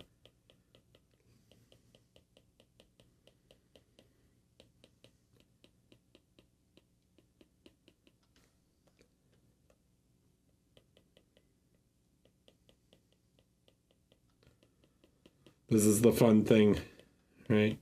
About grays and these things is there is no right and wrong to this. You get the values right, and the raccoon is like the patterning and stuff is mostly correct on it, as long as you don't go crazy and like paint them with like, you know, greens like this, right? It's like this doesn't make any sense. But like you use these tertiary colors. Right, if I use a gray green like this will work. Like I can use a gray green in here to create some of the, right? I can use the sort of orange gray, you know? And it yeah, it reads correct. I'm not an expert on raccoons, but do they have white bellies?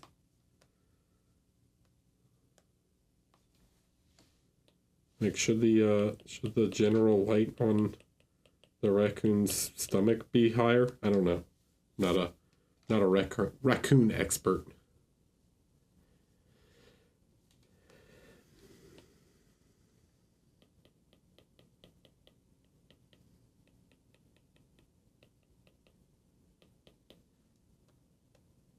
Okay. All right. That is it for today.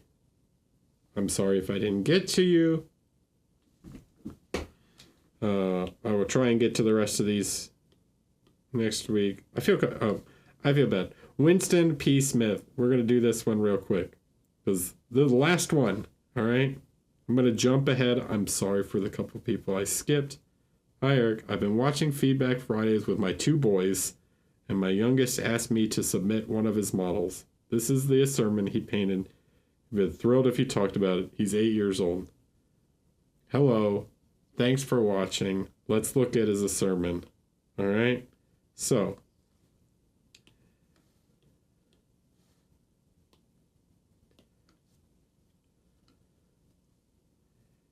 first of all,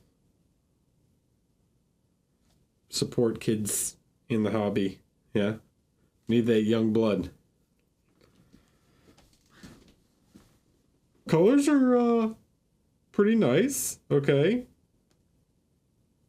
I would make the choice. I like some of the metals. I can't paint. I think is this a metal model that he painted directly over the metal? Maybe.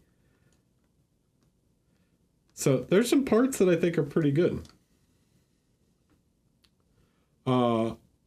The face looks quite interesting. Yeah. The sword is pretty cool. I like the what's going on here. Okay. Base, yeah. Got some muddy base. That's cool. So, but what can we do better? All right. So this is what I want you to practice on, okay? Here's what's going to be a big help in practice for you.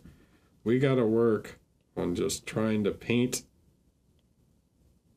We could say like paint in the lines, right? Like color in the lines, all right? So we want to try and be just work on cleanliness a little bit, all right? So in parts like this, on the shoulder, okay?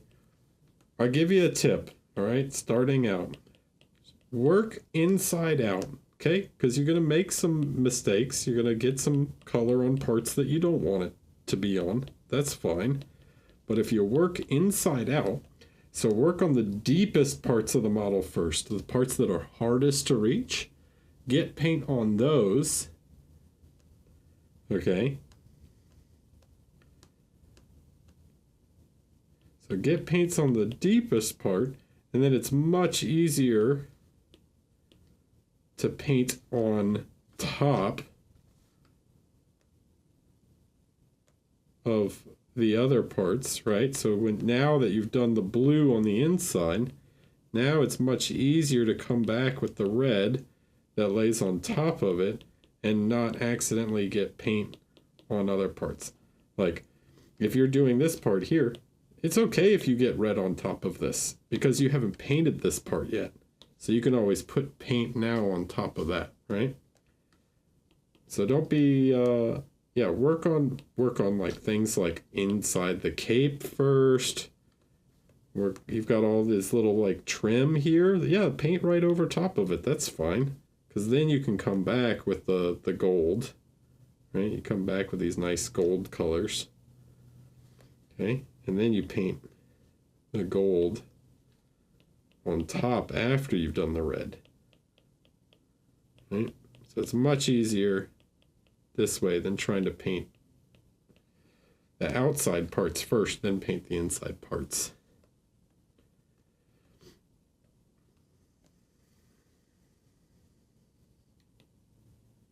Okay. like this. It's like after you paint the blue helmet, now it's much easier to do this. Okay. But yeah, just work on painting in the lines, you know?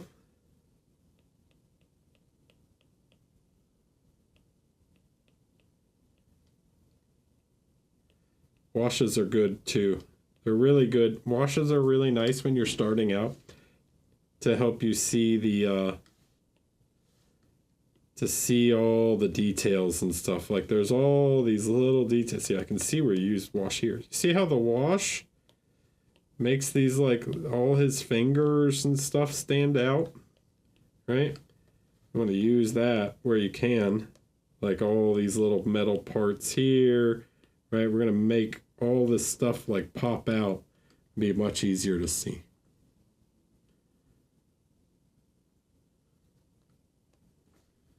Right? So also fill in, it'll give you some of these details back so you can see all this stuff clearly. And then once you've done the wash, if it gets a little messy, that's all right, because then you can come back with the original color, or even a lighter version of this color, right? Come back with now a light blue. We've done the wash, and we can start to add some highlights and stuff, right? Give him a few little highlights, like highlight his abs. Highlight his muscles. We can even do a big highlight on his... You can see the camera, where the camera... Look, the camera made this light right here. Can you see that? So now we can use that to say, like, oh, cool, I want to... You know what? I want to put a highlight there. We can put a big highlight on his head like that.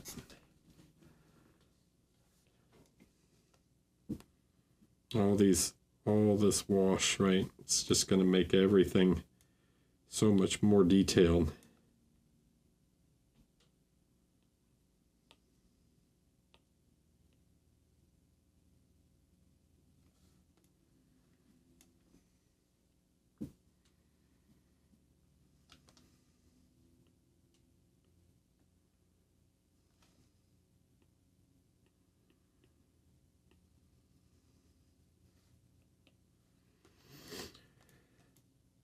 Cool. I like it. Keep going. Future Golden Demon Youngbloods right here. Keep at it. Okay? Takes a lot of practice. I've been painting miniatures longer than you've been alive.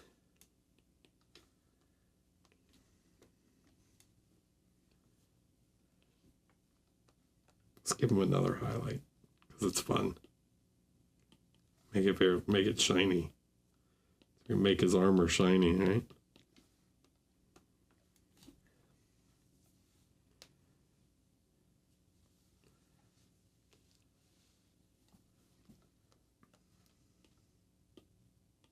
Give him that bling. All these little gems, once you get better at like painting small little details, you can put little white dots on them to make them look shiny. You know, paint the little shines. So here's a makes it more readable. All right. Cool.